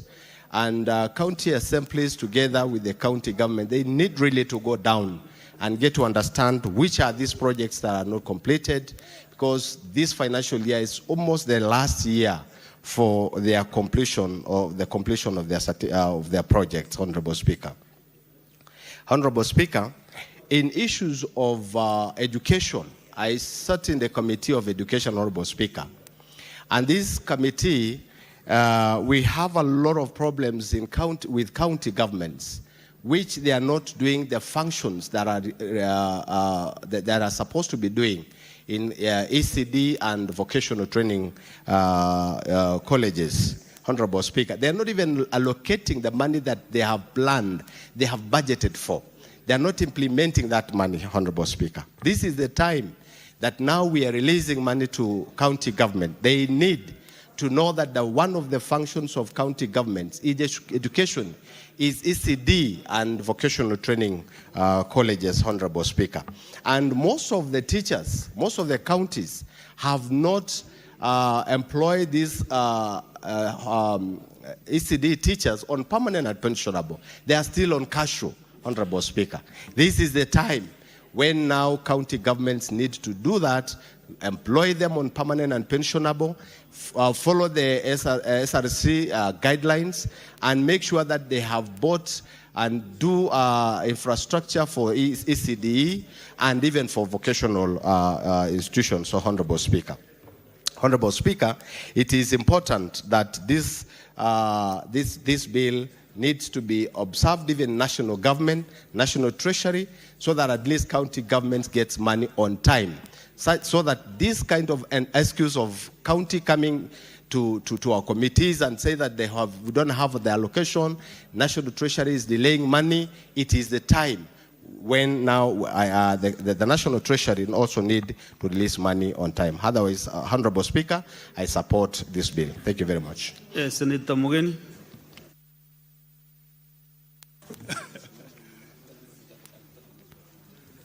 Yes, Mr. Speaker, thank you for giving me the opportunity. I also rise, Mr. Speaker, to support the bill, the motion that is on the floor that wants to ensure that we continue supporting our counties with adequate resources, Mr. Speaker, so that they continue providing services to the people whom we represent and whom we have been tasked to fight for as senators. Mr. Speaker, first, it has become a ritual, Mr. Speaker, that every budget-making cycle, we make a proposal to increase resources to our counties, but the National Assembly has remained a big stumbling block, Mr. Speaker, in terms of, not supporting the effort that senators are making in ensuring that we increase the supply of resources to our counties. Mr. Speaker, I hope that we shall revisit. You know, Mr. Speaker, we made a proposal in Naivasha when we went for our induction, and we agreed that as senators, we need to close ranks and support a constitutional amendment, Mr. Speaker, that was meant to give the Senate of the Republic of Kenya, Mr. Speaker, a say in budget-making process. Mr. Speaker, till and unless as senators we rally together and support that amendment, Mr. Speaker, we will always play second fiddle to the National Assembly. Mr. Speaker, there is no Senate I've come across anywhere in the world that doesn't have even an opportunity to deliberate on the national budget, Mr. Speaker. Even the House of Lords in UK, that is not elected, Mr. Speaker. The House of Lords does not even elect their own speaker. Their speaker is elected by the House of Commons. But after the budget, Mr. Speaker, the budget is presented before the House of Lords and they deliberate on it. How come, Mr. Speaker, that the only thing as we discuss as Senate is budget policy statement? How can you discuss budget policy statement but you don't discuss budget, Mr. Speaker? We need to do something as senators to ensure that we find a way of bringing that budget here so that we also discuss the budget of the Republic of Kenya as senators. Mr. Speaker, you are elected by the people of Meru. You received more votes than any of the MPs from Meru County, Mr. Speaker. How come that you don't have any say on how resources are shared in this country, Mr. Speaker? We must revisit this issue, Mr. Speaker. It cannot be, Mr. Speaker. Secondly, Mr. Speaker, I want our governors to now start delivering on services to the people, Mr. Speaker. We worked very hard. I acknowledge the immense support that we received from Senator Wambua, Mr. Speaker, that proactively or affirmatively increased resources to some 12 counties, what we now call affirmative resource support to the 12 counties, Mr. Speaker. Mr. Speaker, I sit with Wambua in Park. The money that was given to counties, Mr. Speaker, was channeled to what? Recurrent expenditure, Mr. Speaker. We gave Nyamira 371 million, Mr. Speaker. Shockingly, the budget in the governor's office has increased to a whooping 400 million, Mr. Speaker. What a shame, Mr. Speaker.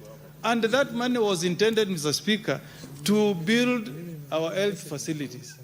Our hospital called Nyamwetreko Eye Hospital in West Mogram has remained installed, whereas I had hope and expectation as the Senator of Nyamira, Mr. Speaker, that the moment I gave my governor an additional affirmative money, 371, he was going to do something that the people of Nyamira will remember that this was an effort of their senator, yours truly here, Mr. Speaker. I don't know what we shall do, Mr. Speaker, to preach to our governors that they need to put first and foremost service delivery, Mr. Speaker. But I hope, Mr. Speaker, that now that my county has hit 6.2 billion shillings, the first ever, Mr. Speaker, I hope my governor will now confirm my ECD teachers to become permanent and pensionable, Mr. Speaker. Can you imagine, Mr. Speaker, my ECD teachers in Nyamira earn 12,500 and they are working on contract, Mr. Speaker. With this money, Mr. Speaker, unless the governor wants to be the enemy of ECD teachers, he should now use this money, Mr. Speaker, to confirm our ECD teachers to be permanent and pensionable, Mr. Speaker. I want, when I go to the county, Mr. Speaker, from the month of July, all the community health promoters, Mr. Speaker, should be paid their arrears, because we have now released money, Mr. Speaker. The way Governor will have tea and mandazi in his office, we also want our community health promoters, Mr. Speaker, to have their money in their pocket. They can also take care of their families. I hope, Mr. Speaker, that the Governor will employ healthcare providers, nurses, doctors, so that our hospitals are well resourced, Mr. Speaker. We want to see tarmac roads in counties, Mr. Speaker. It cannot be that every time we send money, we increase resources, the only language governors will tell you that we have opened roads, that we have put some maram. If national government is tarmacking, Mr. Speaker, why can't governors also tarmac our roads, Mr. Speaker? 428 billion is not pocket money. It's not just pocket money. That's a lot of money, Mr. Speaker. We need to see some changes at our counties, Mr. Speaker. How can you be maraming roads day in, day out? The road heading to my home, Tinga Igenaitambe, was marammed last year. This year again, you look at the public accounts reports, you will see another report that that same road has been marammed again. When you ask, you are told, oh, you know, it rained, the maram was swept. That's not the way we run a country, Mr. Speaker. 3, I hope our independent officers that are supposed to fight corruption, EACC, DCI, can intensify the war against corruption. I was happy, and I commend EACC, that I saw last week they recovered money from an officer who earns 400,000 shillings, Mr. Speaker, who had in cash 65 million shillings. I don't know which senator, whether there is any senator in this house, who walks around with 65 million shillings, including the senator of Nairobi, Mr. Speaker. I wonder if that effort was to go to the doorsteps of governors, how much money we will find hidden in homes of some of these governors. Mr. Speaker, if it's money that we need to increase, if it's allocation of resources to EACC, let us increase allocation to EACC so that they can help in fighting corruption, Mr. Speaker. It cannot be, Mr. Speaker, that you become a governor and tomorrow we find you have bought a chopper, Mr. Speaker, through a job that you have been given by the people, through an election. It should never be, Mr. Speaker. So I also want to plead with the Director of EACC, Abdi. Please intensify efforts of fighting corruption. The more we increase resources, Mr. Speaker, there are governors who are already salvating. They are saying, pesa inakuja.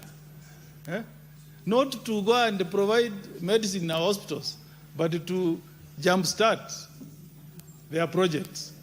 That should not be, Mr. Speaker. We fought so hard to entrench EACC in the Constitution so that they can independently fight corruption without fear or favor, Mr. Speaker. Without fighting corruption, Mr. Speaker, we'll be sending money to counties, but this money will end up in the pockets of a few governors. Finally, Mr. Speaker, I also want to plead with our donors, Mr. Speaker. Last week, the Committee of Environment was looking at the way Floka money has been spent in my county of Nyamira, Mr. Speaker. And you will be surprised, Mr. Speaker, that there is nothing tangible. People are not feeling the impact of money we are getting from our donors, Mr. Speaker. Because, Mr. Speaker,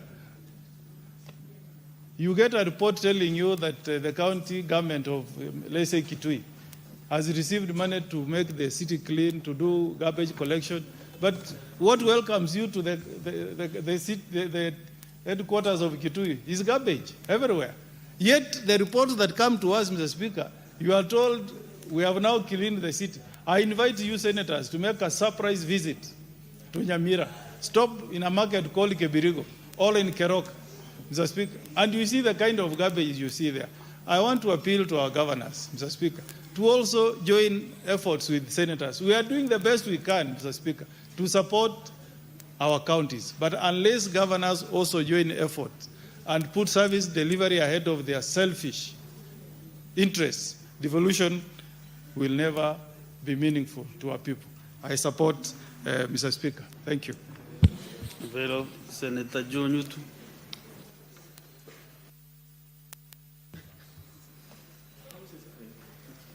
Thank you, Mr. Speaker, for this opportunity. I also rise to support this particular bill, Mr. Speaker. And I also want to thank the Finance Committee for the good work that they did, Mr. Speaker, having proposed 454.7 billion. Though, Mr. Speaker, the National Assembly Budget Committee was not able to approve the whole. But, Mr. Speaker, following the mediation, at least we were able to get an increase of 13 billion, though we proposed 454.7, but we were able to get 428 billion, Mr. Speaker.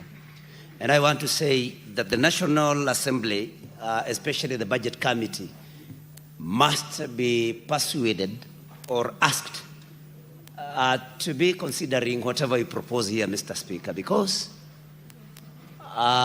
constituencies exist within counties. The same wananchi that the National Assembly serves are the very people that the county governments serve, Mr. Speaker.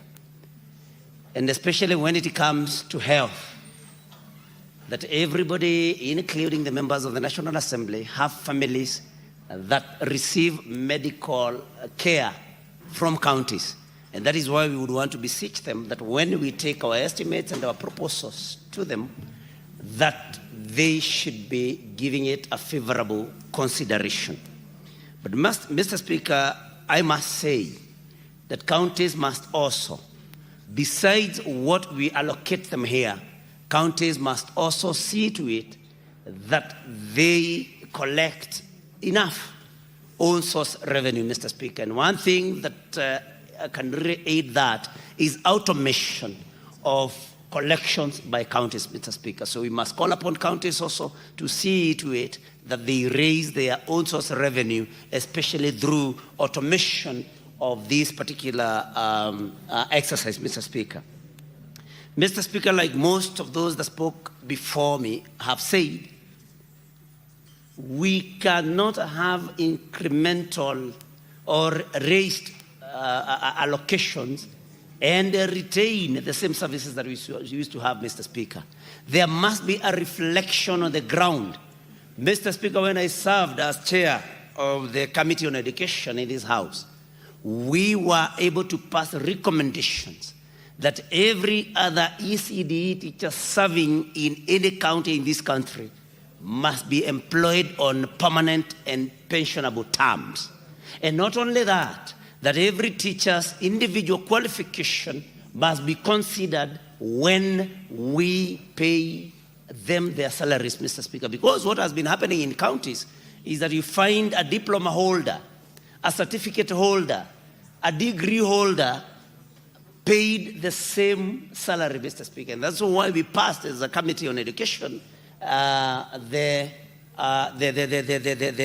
recommendation that every individual teacher's qualification be looked at, Mr. Speaker. And with this particular increment in the allocation to counties, they should, all governors and their executive, should be able to see to it that ECD teachers are employed on a permanent and pensionable basis as we have recommended as the Senate, Mr. Speaker. They must also pay them according to SRC guidelines, and not just pay them, just get them on a permanent and pensionable basis, and without paying them the required or the salaries recommended by SRC, Mr. Speaker. Mr. Speaker, our health, which is a major function of counties, devolved function, Mr. Speaker, has been ailing in most of the counties, where sometimes counties have no stocks of drugs. Sometimes counties do not have sufficient number of healthcare workers, Mr. Speaker. Sometimes counties even delay the little stipend, allow me to call it that is paid to CHWs, Mr. Speaker, community health, CHPs, Mr. Speaker. Counties must now be prompt in paying CHPs their stipend, even as they cry that the national government has not paid its portion of the stipend to these particular workers, Mr. Speaker. They must also equip our hospitals. In most hospitals, Mr. Speaker, run by counties, you'll find that even basic things like X-rays are not available.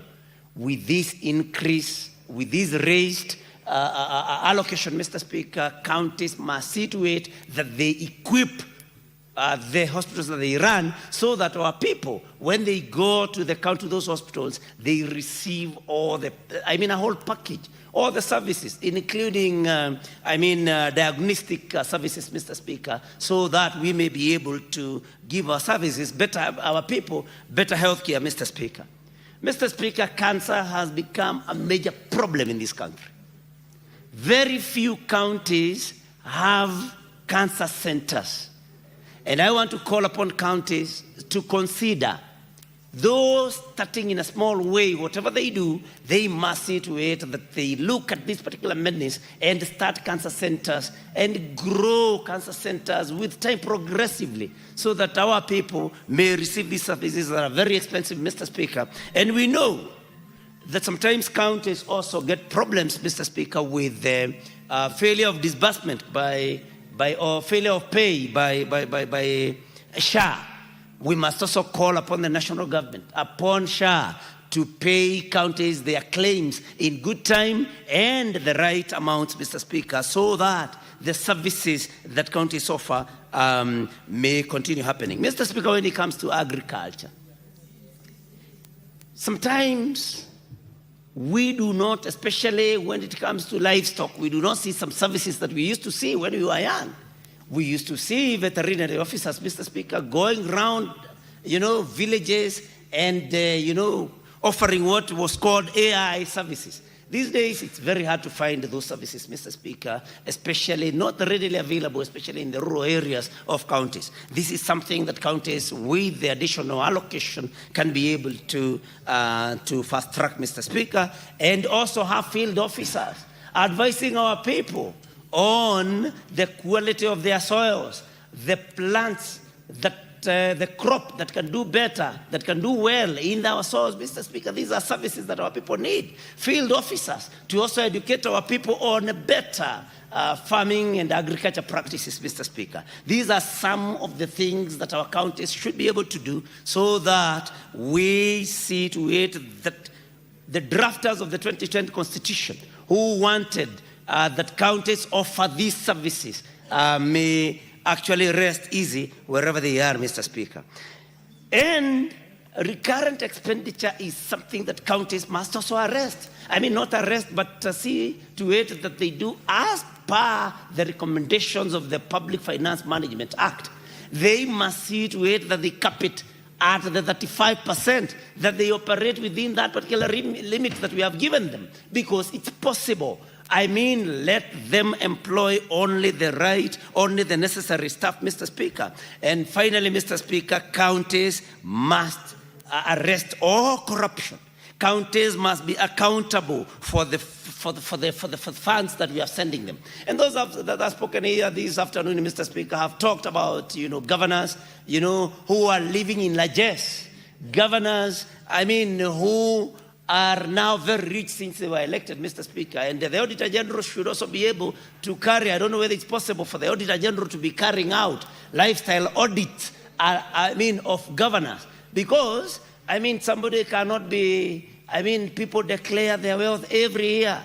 It must be looked into. People cannot live in largesse when our people are looking for services, important services that they cannot be able to get, Mr. Speaker. And these conditional grants, I see it. I serve in the Committee on Land, Natural Resources and Environment, Mr. Speaker, where we are dealing with the FLOCA. And it is true that there is a lot of wastage of funds There is a lot of pilferage. There is a lot of corruption in this, Mr. Speaker. Corruption must be arrested in counties so that the funds that we send there may go to serve our people and not to serve those that are serving in the executive. Mr. Speaker, with those many remarks, I support. Thank you very much for the opportunity. Senator Enoch Wambua.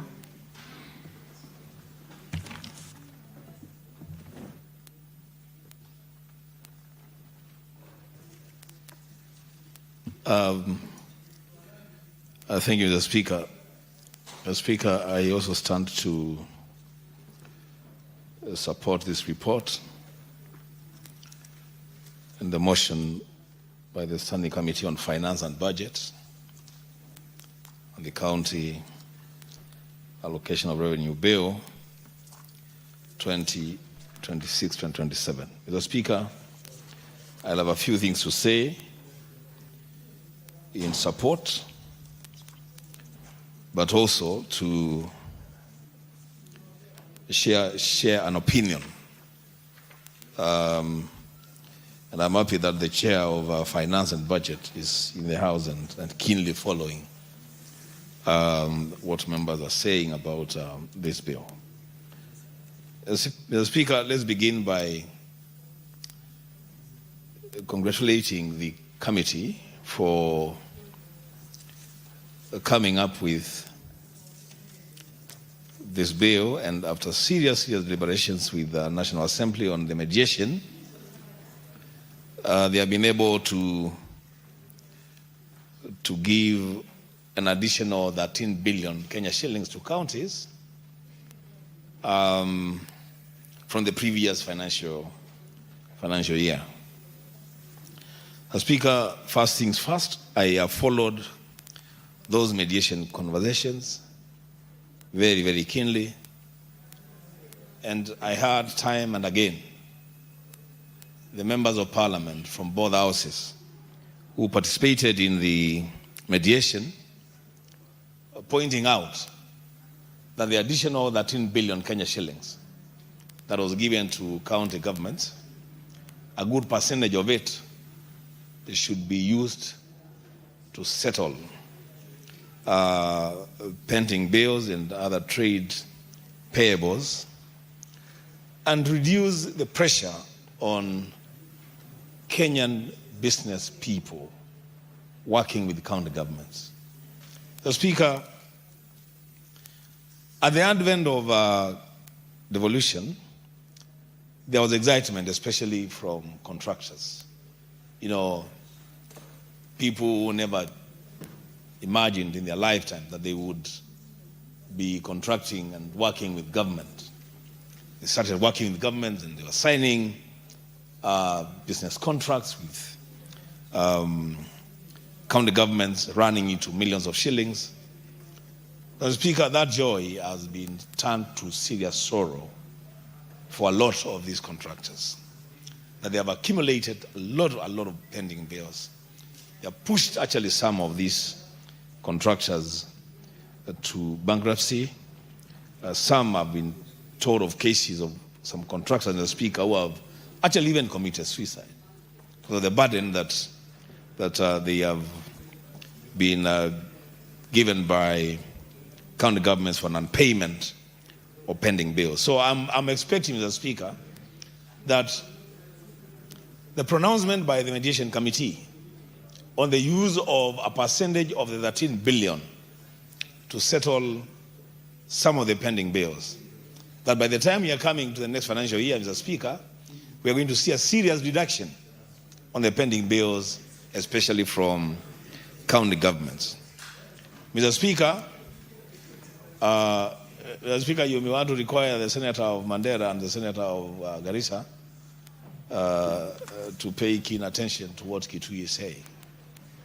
You know, I don't want to go there, Senator Abdul, but that's fine. So, Mr. Speaker, the second thing that I want to say about this bill is that I want the people of Kitui that sent me to the Senate to represent them and the interests of their government to know that even though we have not gotten the amount of money that we wanted to get, the 454 billion Kenya shillings proposed by the Senate, and after the mediation committee agreed on the 428 billion, the county government of Kitui, Mr. Speaker, will be getting an additional 347 million Kenya shillings from the previous financial year. Mr. Speaker, cumulatively, the allocation to the county government of Kitui for 2026-2027 is now 11.85 billion Kenya shillings. Speaker, this is not little amount. This is money that can be used to transform the lives of the people at the grassroots. I am happy to note, Speaker, and I know I've seen the Senator for Makueni and the Senator for Machakos, and I hope they will get an opportunity to also contribute to this bill, that cumulatively, the southeastern Kenya economic bloc is getting an additional 944 million Kenya shillings. That the 3 counties of Ukambani are getting almost an additional 1 billion Kenya shillings in this financial year. Cumulatively, the allocation to that region, cumulatively, the 3 counties, is that 1,603 million Kenya shillings. Mr. Speaker,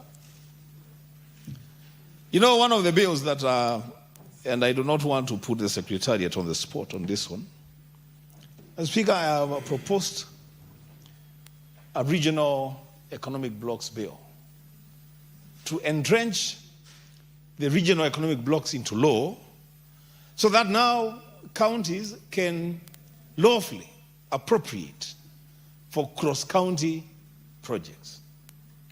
Mr. Speaker, the minute we begin to look at counties as regional blocks to undertake major projects with contributions from all the counties within the bloc, then, Mr. Speaker, we may begin to have meaningful development in our regions.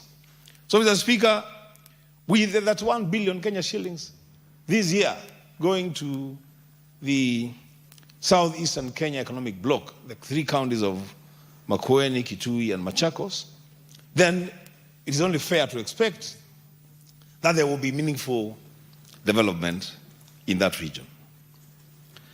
Mr. Speaker, there is a matter that a number of my colleagues have addressed themselves to on the matter of the affirmative resource allocation to 12 counties in Kenya, the so-called small counties.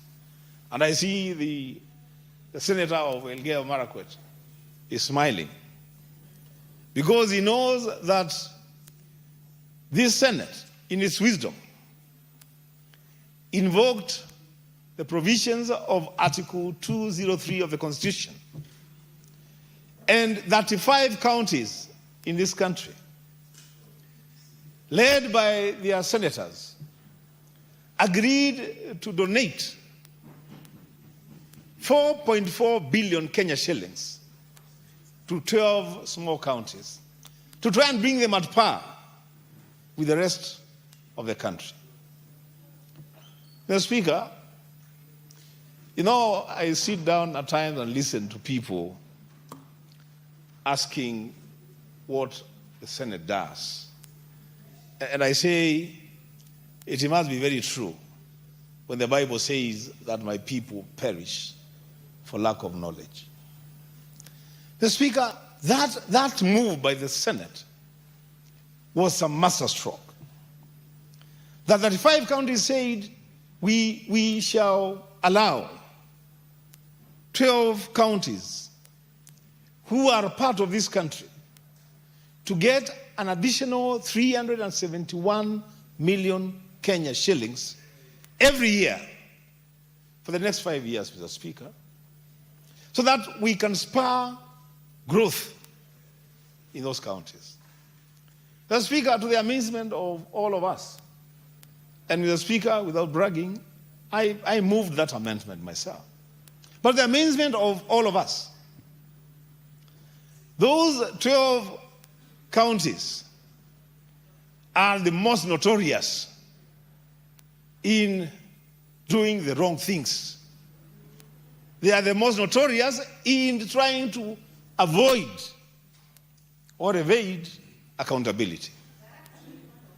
Mr. Speaker, it's a big shame. And I want to call on those governors. And I see the senator of Tharaka Nithi is here. He was part of that team that worked very hard to ensure that we give additional monies to their counties. Kirinyaga is here.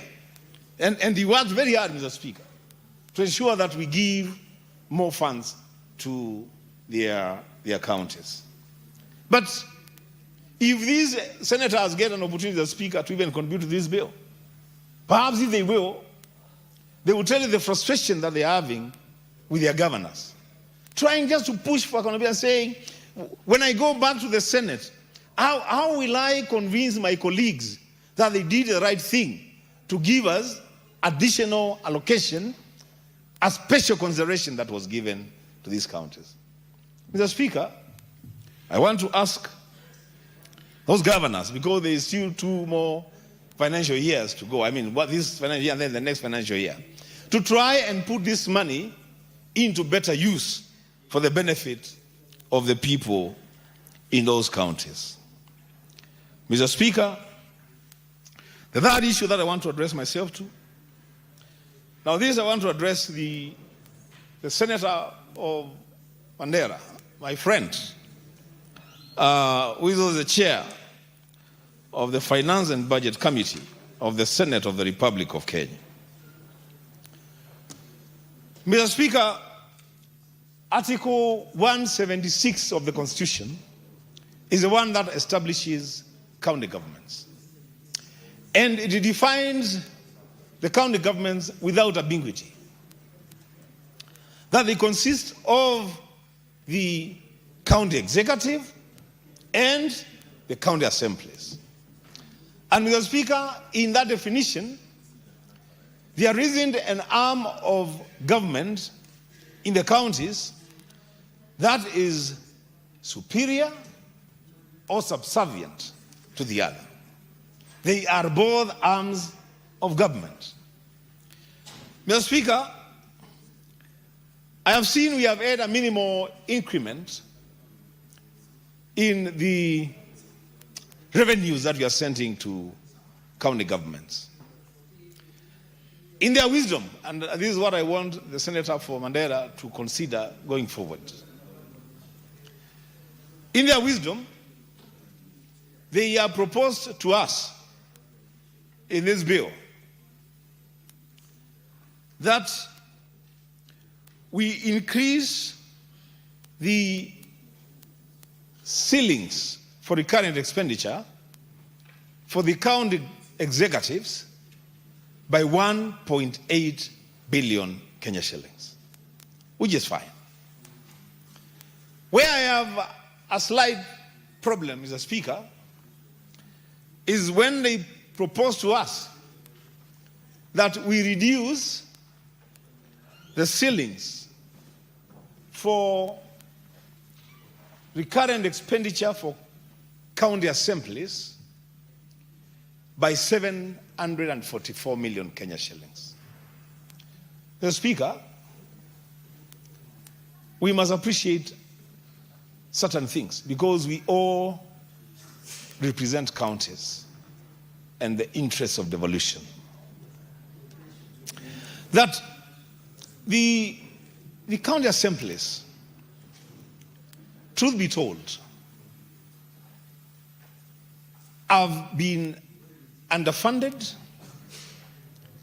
and to a great extent they live under the mercies of the executives. Mr. Speaker, why can't we look for a way of ensuring a greater level of autonomy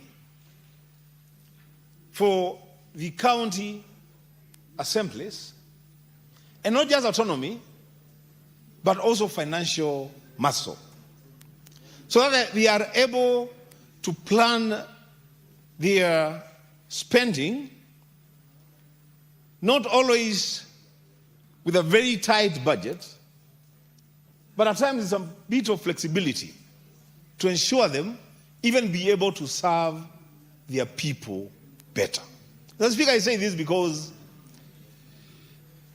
in the hierarchy of elected leaders, it is the representatives of the wards that have a greater touch with the grassroots than any other elected leader in the country. These are the people that every morning when they wake up, there are people from their village,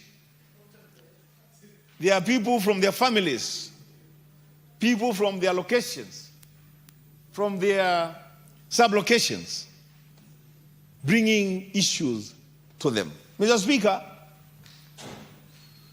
a way must be found. I wouldn't say that I have the solution, but a way must be found. Just in the same way, Mr. Speaker, that we have found a way of pushing for the ability of senators to undertake a level of oversight for the county executive, a way should be found, Mr. Speaker. And this I challenge the chairman of the Budget and Finance and Budget Committee, because he himself is a product of devolution. He has served as a governor for the entire term, 10 years. He's now serving as a senator. So he is acquainted with devolution and the nuances around it better than maybe a lot of us. To just find a way of making it possible for members of county assemblies across the country to be a little bit more autonomous, to be able to even carry out proper oversight, primary oversight over the executive, Mr. Speaker. Because that way then we begin to see devolution working. Lastly, Mr. Speaker, let me say this.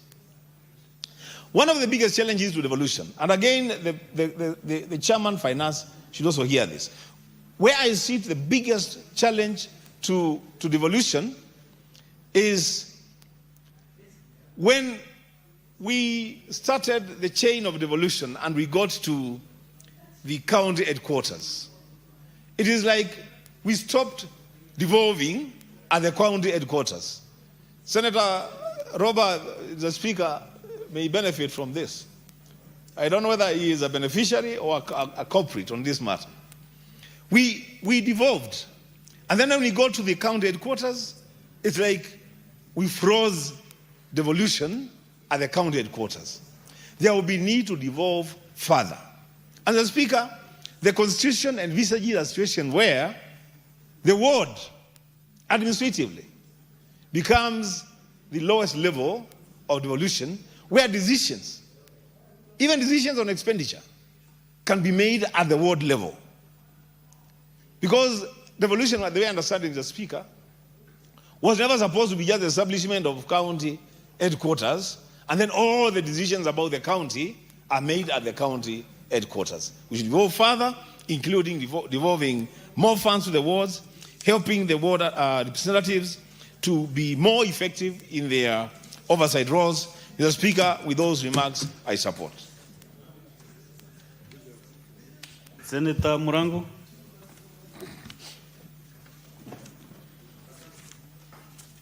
Asante sana mstahiki Spika kwa nafasi hii ya kuchangia mswada huu wa ugavi. wa pesa zinazoenda kwa kaunti zetu. Mr. Speaker, cha kwanza ningetaka kushukuru kamati ambayo kamati husika kwa sababu ya kazi nzuri, pamoja na kamati ya maridhiano ambayo iliweza kufikia mahali tumefika leo na kupata hizi fedha. Na zaidi Mr. Speaker, ni kuongezewa kwa bilioni 13. Kwa sababu kama tungepata bilioni 13, labda bunge la seneti ndio ingelaumiwa. Na kawaida hata mgonjwa akipona malaika anaokoa, lakini akifa daktari ameua. Kwa hivyo kwa hii nasema kwamba kamati imefanya kazi nzuri. Mr. Speaker, kwanza nitaenda moja kwa moja na nishukuru bunge la seneti kwa sababu ya kukubaliana na kupitisha ya kwamba hatua za udhibitisho zipitizwe kwa kaunti zile 12 ambazo zilikuwa hazingeweza kupata mgao sawa kwa sababu hazina ukubwa na hayana vigezo vingine ambavyo vilikuwa vinatumika katika mfumo mpya ambao tulipitisha kugawa hela. Mr. Speaker, ukienda kaunti ya Kirinyaga imepata ongezeko kufuatia hatua hiyo udhibitisho ya shilingi milioni 371. Lakini Mr. Speaker, kuna kitu ningetaka niseme ya kwamba fedha hizi zinafaa ziende kwa maendeleo endelevu, wala isiende kutumika kwa kulipa mishahara ama kwenda kutumika kununua mandazi na chai na vikao ambavyo vina maana. Mr. Speaker, naongea hivi kwa uchungu kwa sababu wiki moja imepita nyumba zaidi za 20 zilichomeka pale Kerugoya, lakini hakukuwa na gari ya kwenda kuzima moto ambao imekwama takriban miezi 7 ama mwaka moja. Mr. Speaker, Mr. Speaker, wale walio kuwa wanatarajia kupata huduma kutoka kwa wazima moto wa kaunti la Gatuzi la Kirinyaga hawakuweza kusaidika, kwa hivyo walipoteza nyumba zao na mali zao. Walimbindi waanze kujaribu kuzima moto wakitumia karai za zenye wanatumia kuoga na wakiomba mvua iweze kunyesha ili moto iweze kuzimika, lakini haikuwezekana. Kwa hivyo Mr. Speaker, ningetaka niseme ya kwamba tunapoongeza hizi fedha tuhakikishe ya kwamba Gatuzi, gavana wangu, gavana wa Iguru, hakikishe kwamba umenunua gari kwa dharura za wazima moto, kwa sababu watu wamekuwa wakihangaika na kuomba gari kutoka sehemu zingine kuja kuzima moto. Ya pili Mr. Speaker, ni hizo bilioni 13 ambazo zimeongezewa. Pia nimeweza kuangalia ripoti ambayo imetoka katika kamati husika na kuona ya kwamba kamati ya maridhiano ilisema kwamba hii fedha itumike kwanza kwenda kulipa malipo yanayosumbiliwa, ile pending bills ambazo Gatuzi nyingi hazijalipa. Mr. Speaker, kuna watu ambao walipata fedha kidogo sana, walifanya kazi kwa county kwa kutumia fedha kidogo sana. Unapata mtu ambaye alifanya kazi ya kuleta daftari na kalamu za 300,000 miaka 7 mpaka saa hii hajawahi lipwa, na ili hali alienda kwenye benki akaenda kakopa ili kufanya kazi ile kwenye kaunti zetu, ambao sasa wengine wameuziwa mali zao kwa sababu mandalali wamekuja kwa sababu ya kushindwa kulipa zile fedha ambazo walikuwa wamechukua wakidhania watalipoweza kujikimu. Mr. Speaker, kwa hivyo ningeomba mbunge zetu hizi bilioni 13 meongezewa, muanze kulipa mandeni kwa watu ambao wamevumilia na nyinyi mmesheni fedha zao katika Gatuzi zetu, waweze kwenda kumaliza fedha ambazo walikuwa wamelipa, waweze kuokoa mali yao. Jambo lingine Mr. Speaker, ni katika maneno ya kanda za kiuchumi ambazo kwa kimombo zinaitwa economic blocks. Zile kanda za kiuchumi Mr. Speaker, nadhani wewe umetoka eneo ambalo tuko na eneo la kiuchumi, hazina maana kabisa kwa sababu hakuna mshikamano. Mr. Speaker, kanda zile na fedha ambazo wanapatia sahihi, wakiamua kwamba atashirikiana kutafuta soko kwa pamoja, soko za majani chai, soko la miraa, soko la kahawa, mchele na kila kitu, Mr. Speaker, wangeweza kupata soko na tuweze kuuza, tusikae tu kila siku tunategemea serikali kuu. Lakini kwa sababu wamelegea Mr. Speaker, ndio unaona kila kitu na kilimo kimegatuliwa. Kila siku unasikia magavana wakisema serikali kuu, serikali kuu. Hizi fedha tunawapa waweze pia kutumia kwa kutafuta soko katika mazao husika katika gatuzi zetu, Mstahiki Spika. Jambo hili lingine, Mstahiki Spika, ni barabara katika maeneo ambayo yanakuzwa chakula na vitu tofauti, Mstahiki Spika. Mstahiki Spika, kwa kweli ni kwamba serikali kuu imetenga takriban bilioni 250 kutengeneza barabara, ambao ni kweli, kwa sababu natarajia pia katika eneo sana sana mahali nimetoka Kirinyaga, eneo la Mwea, litaweza kupata mgao ili waweze kutengenezewa barabara mahali kuna kuzwa mpunga sehemu ya Mwea, kwa sababu barabara ni mbovu sana, Mstahiki Spika. Lakini serikali inapotafuta fedha, ambayo naomba na kusihi waweze kupeana mgao, ambao gunia la mchele kutoa shambani saa hii na karibu zaidi ya shilingi 1000 kuitoa shambani peke yake, kwa sababu miundo msingi yote imeharibika. Pia ningetaka katika fedha ambazo tumeongeza gatuzi zetu sana sana Kirinyaga, mweze pia kuchangia kuhakikisha kwamba miundo msingi na barabara katika maeneo yanayokuzwa mpunga, kahawa na mchele imetengenezwa ili mazao yaweze kufika sokoni, Mstahiki Spika. Mstahiki Spika,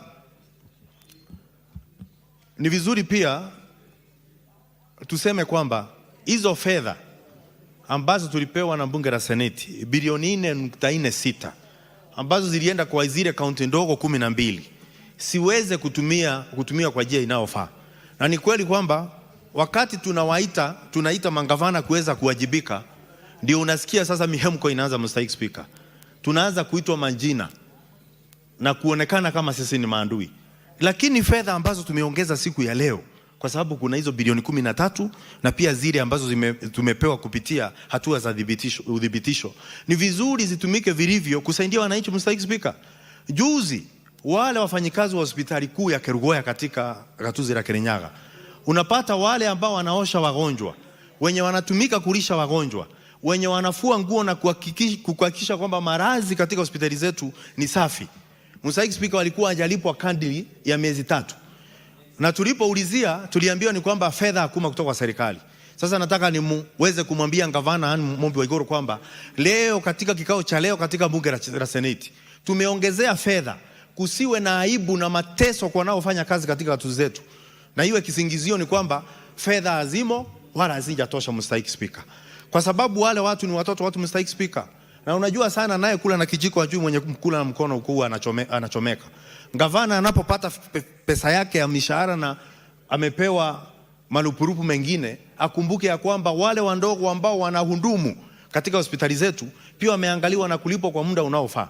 Wanaanda za kukimu katika shule, wana malipo wanafaa kulipa kwenye hospitali, wanafaa kulipa nyumba wanapoishi, kila siku wanaamuka na kwenda kazini. Kwa hivyo itakuwa ni jambo la aibu kusikia tena kwamba wale wafanyikazi wanafinyiliwa na wakiongea wanadhulumiwa, Mstahiki Spika.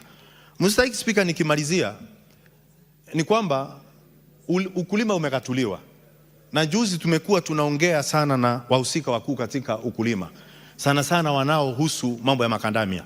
Mstahiki Spika, jambo la kutia moyo ni kwamba nilisikia soko la makandamia litafunguliwa hivi karibuni ili makandamia iliyo na maganda iweze kuuzwa nje ya nje, Mstahiki Spika. Mstahiki Spika, mimi ni mkulima.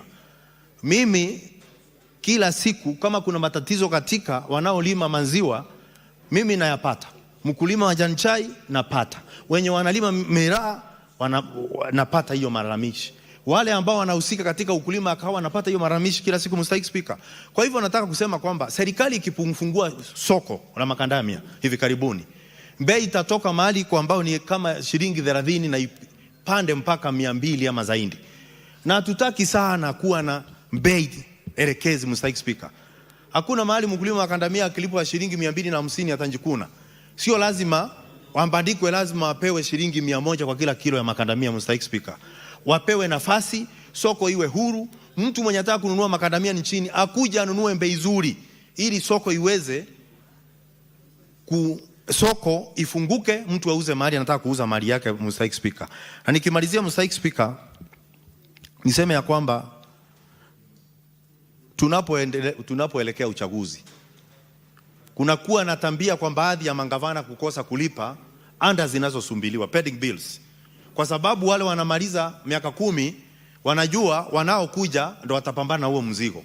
Na ndio ningetaka bunge la Seneti kuwe na mipango maalum kwamba fedha zote ambazo zitaongezewa gatuzi zetu kuanzia mwaka huu, kwamba itakuwa kulipa mandeni iwe ni kipaumbele, ili wasiendelee tu. Unapata kwamba gavana walioingia bado wana malimbikizi ya malipo ambayo yanasumbiriwa, Mr. Speaker, na kuna wengine yalikuweko, na kama anafanya bajeti inavyopaswa, wanaokota pesa zao ndani kwa ndani, wanachukua pesa pia kutoka serikali kuu, Mr. Speaker. Kwa nini kuwe na malipo inayosumbuliwa kwa gavana ambaye muhula wake alikuwa anafaa kupunguza malipo yanayosumbuliwa? Sasa unakuja kupata ya kwamba malipo hata zile zinasumbuliwa na malipo yanaendelea kuongezeka, Mr. Speaker. Lakini Mr. Speaker, sana sana kuna mangavana wanafanya venye wanataka. Lakini pia najua kama Murango ni ngumu sana kungojea kivuli kilichonyoka kwenye mti umepinda. Mangavana wengi wamepinda, Mr. Speaker. Na ndio naomba kamati za bunge hii waweze kunyoroshwa ili maendeleo yaweze kupatikana, Mr. Speaker. Asante sana, Mr. Speaker. Senator Olekina Redama.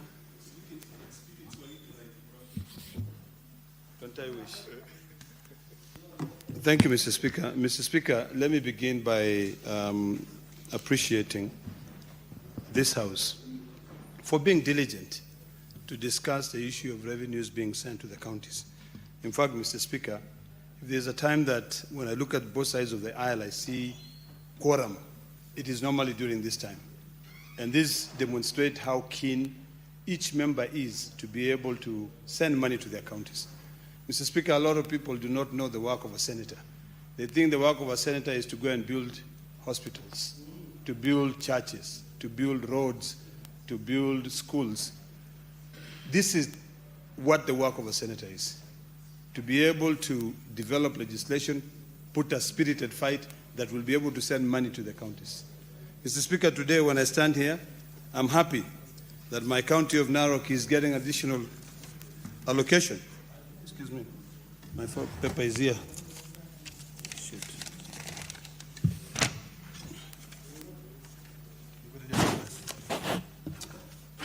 Mr. Speaker, I have to look for my paper, but I have to remember the exact figure. If you give me the report, please, I can refer to it.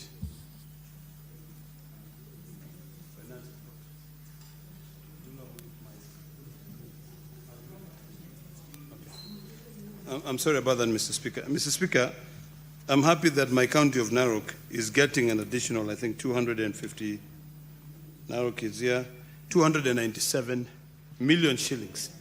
This is 297 million shillings from the 13 billion that we added during the mediation. So in total, Narok County is going to be receiving 10.6 billion Kenya shillings. Now, here is where the biggest problem is. Mr. Speaker, I was just looking through the pending bills. And I've noted that my own county has got pending bills amounting to almost 6 billion.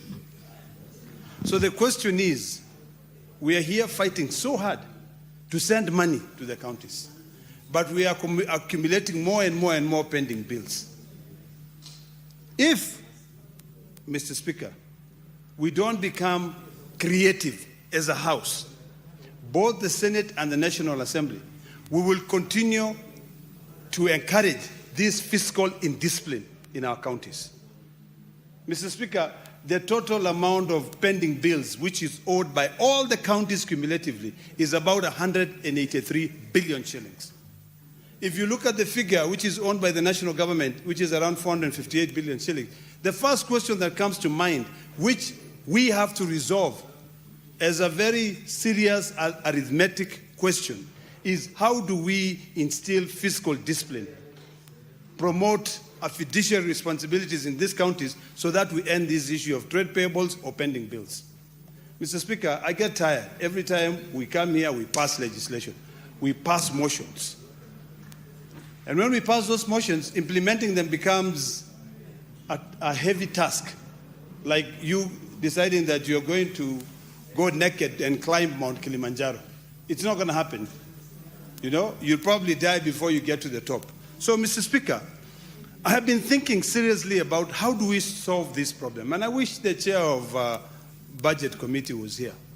Because it boils down just looking at the Constitution. Mr. Speaker, if you look at the Constitution, from Article 212 to 214, on the issues of public debt, The only way that we can instill fiscal discipline in these counties and also the national government is first when we ourselves realize that the money that is owed by the counties, it is not those counties that owe them, it is taxpayers.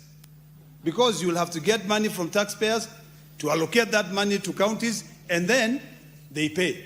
So this is an issue of public debt. So pending bills in county government is public debt. It makes difficult for small business enterprises to be able to operate. So the most logical thing that we can do, Mr. Speaker, I'm happy that my sister, the Vice Chair of the Budget Committee is here, is to look at the PFM Act. Look at the PFM Act and in fact amend Section 109 of the PFM Act. Because this constitution that we have in the country talks about the public debt and what can be charged to the consolidated fund or other funds. In this case, we've got the county revenue fund. So in this case, we need to amend the PFM Act so that we can be able to make sure that when we are now discussing CARA, when we are sending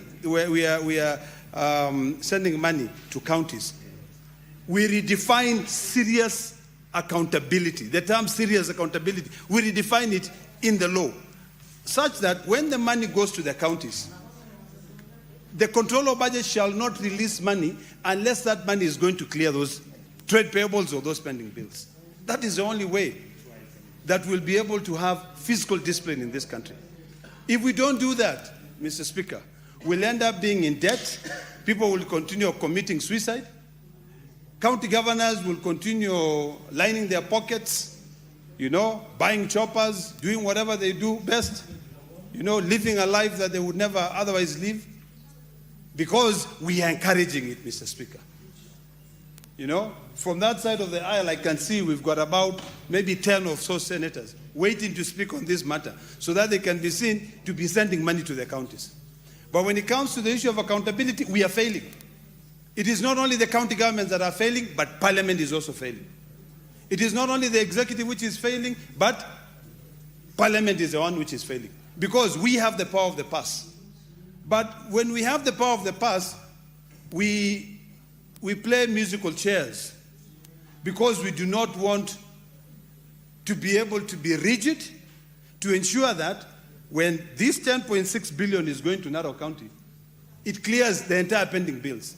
Mr. Speaker, when I was in the mediation committee, I said this, and I strongly believe this, that the most important thing that we can do is that this additional money that we are sending, that money goes to pay pending bills or trade payables. That was issue number one. Issue number two, Mr. Speaker, is to be very strict when it comes to the sending of money from the controller budget to the counties. We've all been talking about this issue of IFMIS. We've spoken about IFMIS having an end-to-end system whereby there's no fiscal interference. But no one wants to implement that. Everybody wants to make sure that, Mr. Speaker, you've got an IFMIS accountant, you've got your CCM finance, you've got a second authority, so that by the time you've requisitioned money from the control of budget, the list of pending bills that you've sent, and the control of budget under the Constitution releases the money to you because you've demonstrated that first, you budgeted for this money. Second, this is what I'm paying for, and these are the things that we did. Releases, but when the money hits your account, because you need a second authority, you divert that money to pay your friends, to be able to start other projects. So my suggestion was, let us not start any project. And the only people who can help us here is the budget committee. It is only the budget committee that can say, now we are talking about sending this CARA. I don't suppose, and maybe I'll be guided here, Mr. Speaker, I don't suppose that we cannot amend this CARA to include a provision that says pending bills must be the first charge of account. And when a county does not demonstrate that they have paid the trade payables or the pending bills, the controller budget stops the money. We have to find a way And I think the control of budget, and I think if you read the law clearly, if you read Article 228, I believe, that talks about the power of the control of budget. We can support this control of budget, not to make life difficult for counties, but to instill fiscal discipline and enhance the fiduciary responsibility. Article 228, Mr. Speaker, Section 5, the controller shall not approve any withdrawal from a public fund unless satisfied that the withdrawal is authorized by law. So I am suggesting something which I think most of you will find it utopian. But if it is the thing that is going to be able to bring fiscal discipline, so be it, is that we amend this CARA. We amend this CARA and we put a provision that says that unless the pending bills are the first charge of account, the controller shall not withdraw the money. Mr. Speaker, during the mediation, the National Assembly brought the Division of Revenue. When they brought the Division of Revenue, they were removing clause 5, which says that whenever there is a shortfall of revenue, the national government bears the shortfall. Why can't we not be ingenious now and say we amend this CARA? And I hope I'm not just speaking to myself, I'm speaking to my colleagues who are listening and trying to internalize what I want them, what can help bring fiscal discipline. We bring a clause in this CARA that says that with the share of revenue, no development will be budgeted for unless the previous development projects have been paid. All of them. That's issue number 1. Number 2, that the pending bills shall be the first charge of account.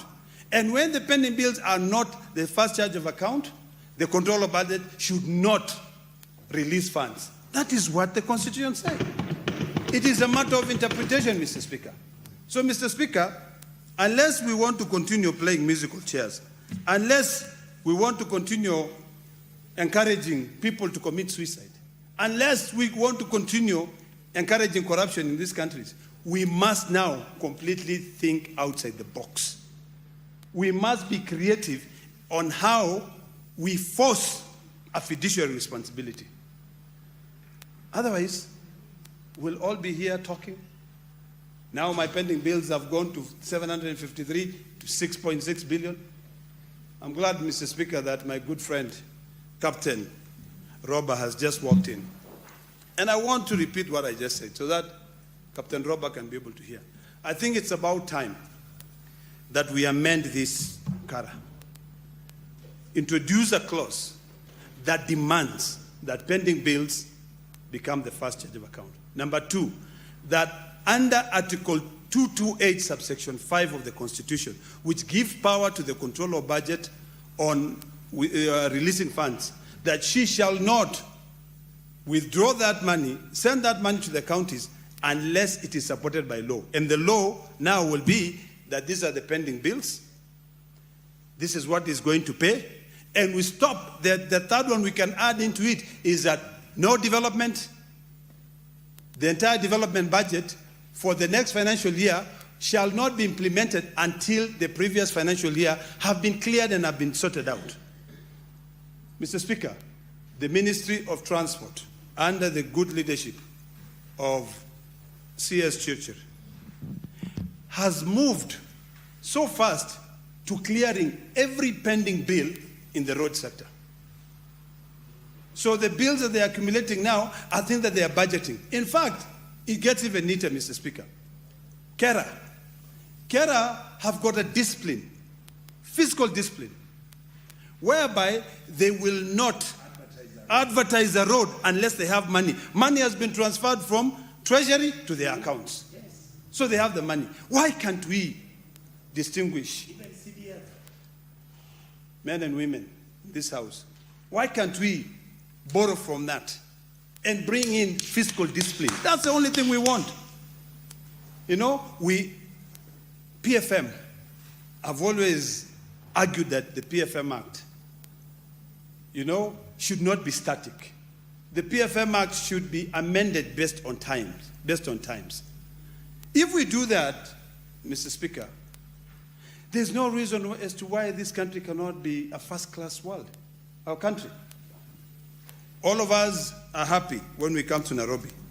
We come to Nairobi because most of us here live in our manicured mansions, you know? In fact, I always say that when somebody is elected into office, all of a sudden they become billionaires and they live in Karen. That's why I say I'll never live in Karen, because it appears like in Karen is where all the money, whether ill-gotten or people have worked so hard, is where everybody goes to Karen. In fact, when you meet someone, they say, oh, so you moved to Karen, you live in Karen.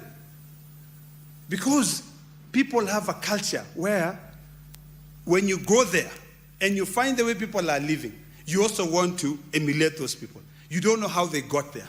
You don't know if it is old money. You just find a few deals.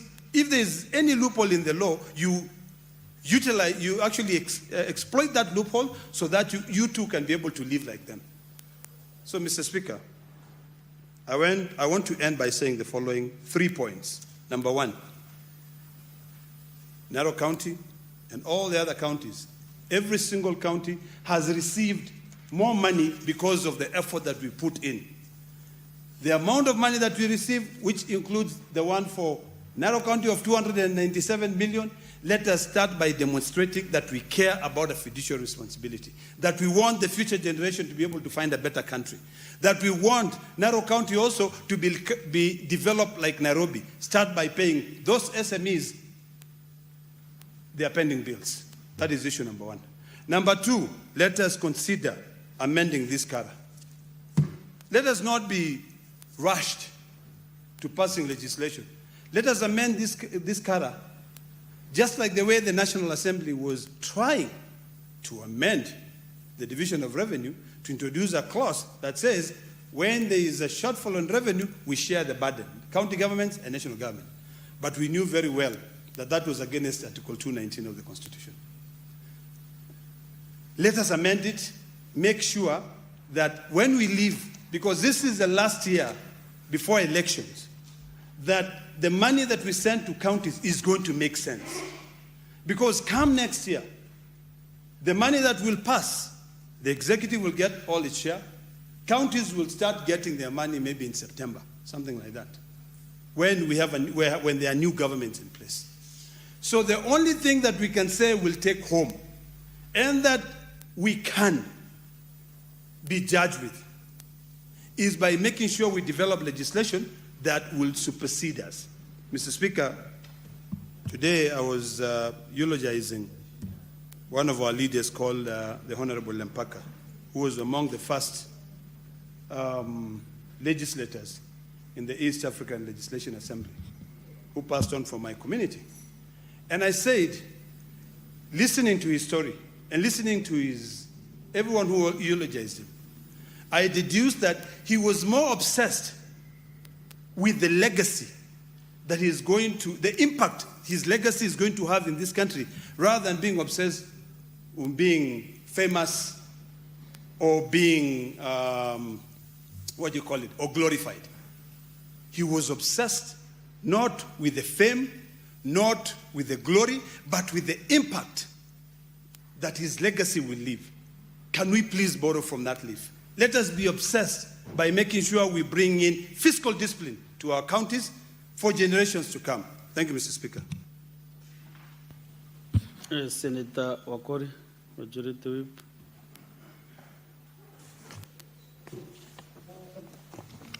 Thank you. Thank you, Honorable Speaker, for this opportunity to add sense onto this matter of the day on the County Allocation Revenue Bill 2026. And Honorable Speaker, is to appreciate the role of Senate in ensuring that Bungoma gets over 12 billion shillings. In essence, we are talking about 12.985 billion shillings, Honorable Speaker. And for the people of Bungoma to understand that the executive of Bungoma will be galloping or using 601 million shillings. That is to say that we expect the county government of Bungoma to work effectively for the people of Bungoma, to keep off their hands from the honey jar of the public, and ensure that the great people of Bungoma are satisfied with the service delivery given by the executive. Honorable Speaker, joining honorable members to say that we have indeed added value to the county governments is to insist, Honorable Speaker, that the monies allocated and the schedule given, Honorable Speaker, from the last financial year indicates that there is a tendency of bad manners from the executives of the Republic of Kenya's devolution centers for not paying CHPs, for not paying pending bills. And for Bungoma, Honorable Speaker, I want to thank this House that last week when honorable members weighed on the issue of CHPs, today the CHPs of Bungoma have received their 2 months arrears of April and May. That tells you that a necessary noise, constructive criticism, will definitely push them to deliver. But that does not say that they have paid all the bills, Honorable Speaker.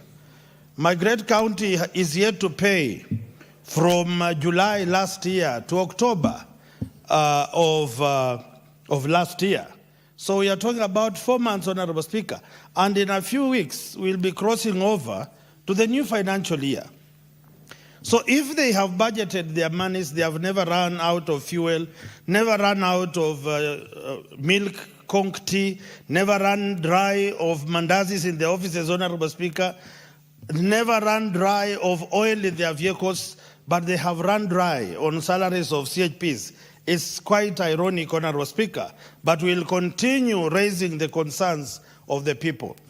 Honorable Speaker, colleagues have mentioned about the very important aspect of early childhood education. Any country is known, or any country's level of civility is known on how it treats the vulnerables, the disabled, the poor in the society. The young children of this country, the ECD children, need a lot of attention. It came to my notice, and I've always talked about this, that in Bungoma is a country where you can find, depending on the mood of a principal of a primary school, he can decide to tell the ECD children to sit under a tree, depending on whether it rained or not. They can easily come with cow dung to smear classes because the county government has not constructed good classes. It is only in Bungoma, Honorable Speaker, that a program is launched for porridge, and when you do analysis of schools, they only hear about it in funerals and public shows. So these monies, as we increase to county government, it must be seen practically on the table for the children through teaching aids, through learning aids, and ensuring that the teachers are comfortable. For your information, Honorable Speaker, last financial year in Bungoma, they put around 30 million to recruit ECD teachers and tutors of vocational training centers. As we are talking today, those amounts were removed from the budget. Where it went, we don't know. So we are asking county government, if in a county of like Bungoma, we have over 6,000 graduates of ECDs, some older than me, and for 4 times you have been advertising on daily newspapers. These people have applied. The people have been vetted. Then you simply cancel the advert and people go to factory setting. It is immoral. It is bad manners. We must condemn it, and we must call our executive, led by my good friend, the governor of Bungoma, to order. We are talking about the Department of Fire and Emergencies. We saw what happened in Huruma Girls, Honorable Speaker. May their souls rest in peace. But we are saying county governments must be pushed to deliver such critical services of emergency and firefighting equipment. In Bungoma for the last 3 years, the machines have never worked. On the budget, money has been put. So are we waiting for another disaster for people to come with handkerchiefs to wail and mourn and join people who have suffered, yet it is under their nose that they are not working as expected as a county government? The monies we are improving in this allocation this year is supposed to ensure the Department of Emergencies, Disaster Management, and Special Programs is well handled at the county level. including ambulances in facilities, Honorable Speaker. You can imagine a patient telling you, if you are going to put me in the county ambulance, I'll rather use a boda boda to go to hospital. Because they are not sure if it is ambulance, because the roads are pathetic, they will even suffer more than on a motorbike, because on a motorbike boda boda is more gentle in taking these people to the facility. Honorable Speaker, these amounts that we are increasing in Bungoma, they are supposed to turn around the soil testing kits. It is only in Bungoma, Honorable Speaker. I don't know if many members of the House can have these machines. In Bungoma, we have 2 vehicles worth over 20 million to test and advise farmers on what fertilizer, what pesticide, what herbicide to use as you grow crops in Bungoma. Those machines have stalled for as long as 5 years ago. What kind of systems are we putting in place? What kind of regimes are we tolerating? Yet our people are planting and harvesting without the nitty-gritty and advice of the executive. Honorable Speaker, the matter of youth involvement in the development agenda of this country is very important. When you look at the budgets of county governments across the county, the money set aside for youth, sports, talent, and growth is very minimal, Honorable Speaker. When you talk about youth, many of them think that it's just about people enjoying themselves and not people doing what ought to do. The youth sector in this government and in this country, they must ensure all ministries in the devolved sections have a youth component, because youth are equally engineers, they can do roads. Youth are equally agriculturalists, they can do farming. Youth are equally sports people, they can play and earn their salaries. Youth are environmentalists, their share must be seen in the budget. And above all, they must have resources for training these young people to be able to utilize the devolved monies that we are pushing to counties. What we are seeing today, Honorable Speaker, is young people being turned around to be sycophants, to be cheerleaders, to be the purported goons, to just shout slogans for politicians, and yet when the rubber meets the road, when the budget is read, when programs are being unleashed and rolled out, the young people are missing. For the young people of Bungoma, because I speak for you and the other youths of the country, we will not relent in pushing the county government of Bungoma to ensure the young people benefit from these resources, not only by sight, but by action, to ensure you are empowered and emancipated from the dungeons of poverty.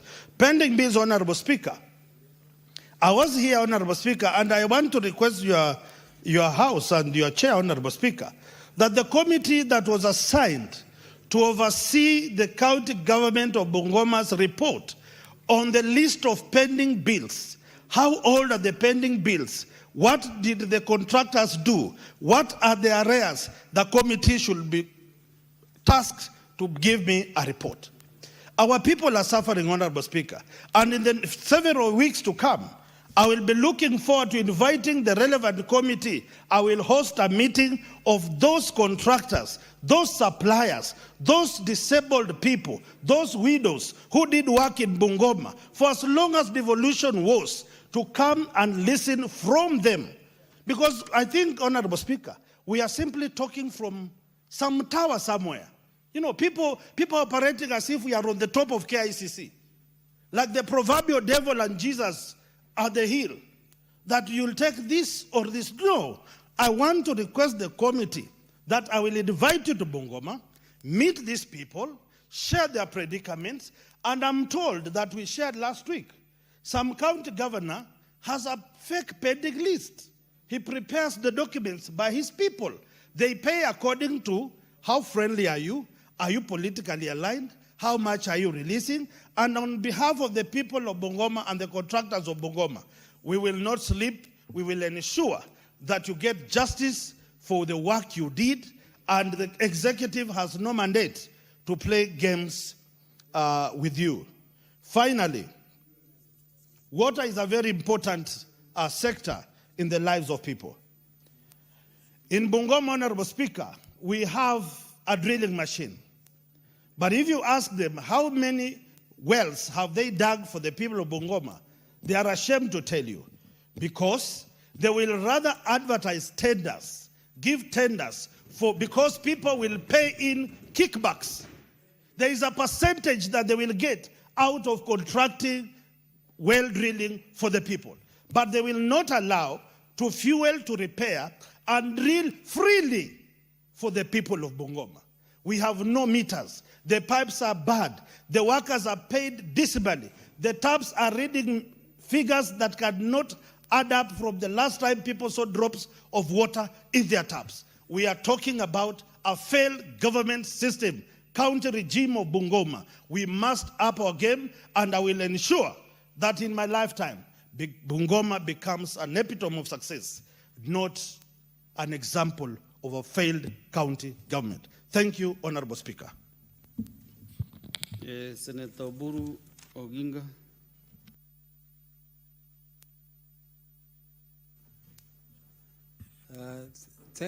Thank you, Mr. Speaker, sir, for this opportunity to contribute to this very important bill, Mr. Speaker. Mr. Speaker, this is the core of our responsibility as a county, because we are discussing the division of revenue to the counties, and this is the budget, and this is what makes the counties work. This is what oils them. Without this oiling, there is no county function. So county is both county government and county assembly. Mr. Speaker, people have made very powerful speeches, particularly the previous speaker who has just spoken. He has spoken very passionately about his county. Mr. Speaker, I want to start by thanking the mediation committee, which worked on this budget between the Senate and the National Assembly. Mr. Speaker, the work they did was good, but not good enough. Mr. Speaker, our expectation was that this budget would be pushed to, this allocation to the counties would be pushed to 450 billion, Mr. Speaker. But however, Mr. Speaker, they have pushed up to 458 and 428, and this is an addition of 13 billion shillings over what we were allocated last year. Mr. Speaker, sir, though this is a small addition, but it is still something. It is not nothing, and we are going to make sure that next year's budget we push as much as possible. I don't understand, Mr. Speaker, why our colleagues in the National Assembly, who are also from the same counties where we come from, where this money is supposed to go, that it is a tug of war between us and them. Why should they not support monies which go to the counties? Maybe there is some other reason. I know that there are some monies which they use for, they are given or allocated to them to manage. Maybe that is the reason why they are so hard on the Senate. But Mr. Speaker, sir, I hope that next year God will get into their souls so that they understand the reasons why we are pushing for more money for our people in the village. Mr. Speaker, sir, people have spoken to the issues of pending bills. Mr. Speaker, this is a very, very serious issue. It is a very serious issue, Mr. Speaker, because pending bills are monies which are owed to the people who either supplied the counties or people who worked for the counties as contractors, Mr. Speaker, and they are not paid because monies are diverted to other urgent, so-called urgent issues. Because there is no incurrence of expenditure which is not budgeted for. All these issues, all these items are budgeted for, Mr. Speaker. And that budgeting means there is a budget line and there is money allocated to it. And when that money goes to the county, when it goes to the county, Mr. Speaker, that is where the problem starts. Where does that money go when it goes to the county? Where does that money disappear? Why does it not go to the intended purpose? Why does it not go to the person who supplies? Why does it not go to the person who is contracted to build? Mr. Speaker, it is corruption of the highest order. And then it is thrown into a dungeon, that dungeon which is called pending bills. Pending bills is just a dungeon, Mr. Speaker, where you pile and you pile and you pile bills, thousands and billions of money, where you pile them and you forget about them. And you now even say that before I pay a pending bill, let there be a special audit so that we know exactly what was spent on those matters. Mr. Speaker, this is serious. How don't you know where it was spent when those people actually supplied you and you approved? There are people, there are orders you gave, there are contracts you entered into, and when it comes to the time of payment, you don't pay them. And you claim, Mr. Speaker, that some of them might not have been the rightfully spent because they were spent by a previous government where you were not involved, and the person who spent them was your opponent, and therefore you cannot just pay what was spent by your opponent. But, Mr. Speaker, it should be understood clearly that governments are continuous. Whether you are the one who spent them or you are not the one who spent them, you have the responsibility to pay for them. And you are accountable to them when it comes to Parliament, when it comes to the controller of budget. You have to account for what was spent by the government, and that government, whether you are the one who spent or not, is your government. It is the government of Siaya, it is the government of Kisi, whether you like it or not. So why do you want to degrade or disgrace what was spent by your brother or your opponent? What should be done? Those things you should not involve wananchi to tell them to wait because you are still auditing. Auditing what? Mr. Speaker, I wonder really why these pending bills keep on coming, and we know that the county, doing business with counties has become very expensive, because you know that people, when they deal with the counties, they have to put higher price because they also borrow money from the banks, and the banks also charge them interest. So when they offer services to the counties, they have to also offer it more expensively because they know they are not going to be paid. They know they are not going to be paid immediately, Mr. Speaker. Mr. Speaker, this is a very serious matter, and I heard Honorable Lekina suggesting amendment of some laws and so on. But let us amend, first of all, the main law, which is the County Government Act. Let us amend that County Government Act to make it a first charge on their budget when they are making any expenditure. The payment of pending bills becomes a first charge, and it is paid before any other thing is paid, even be tax priority over salaries. Then salaries become the second, and so on.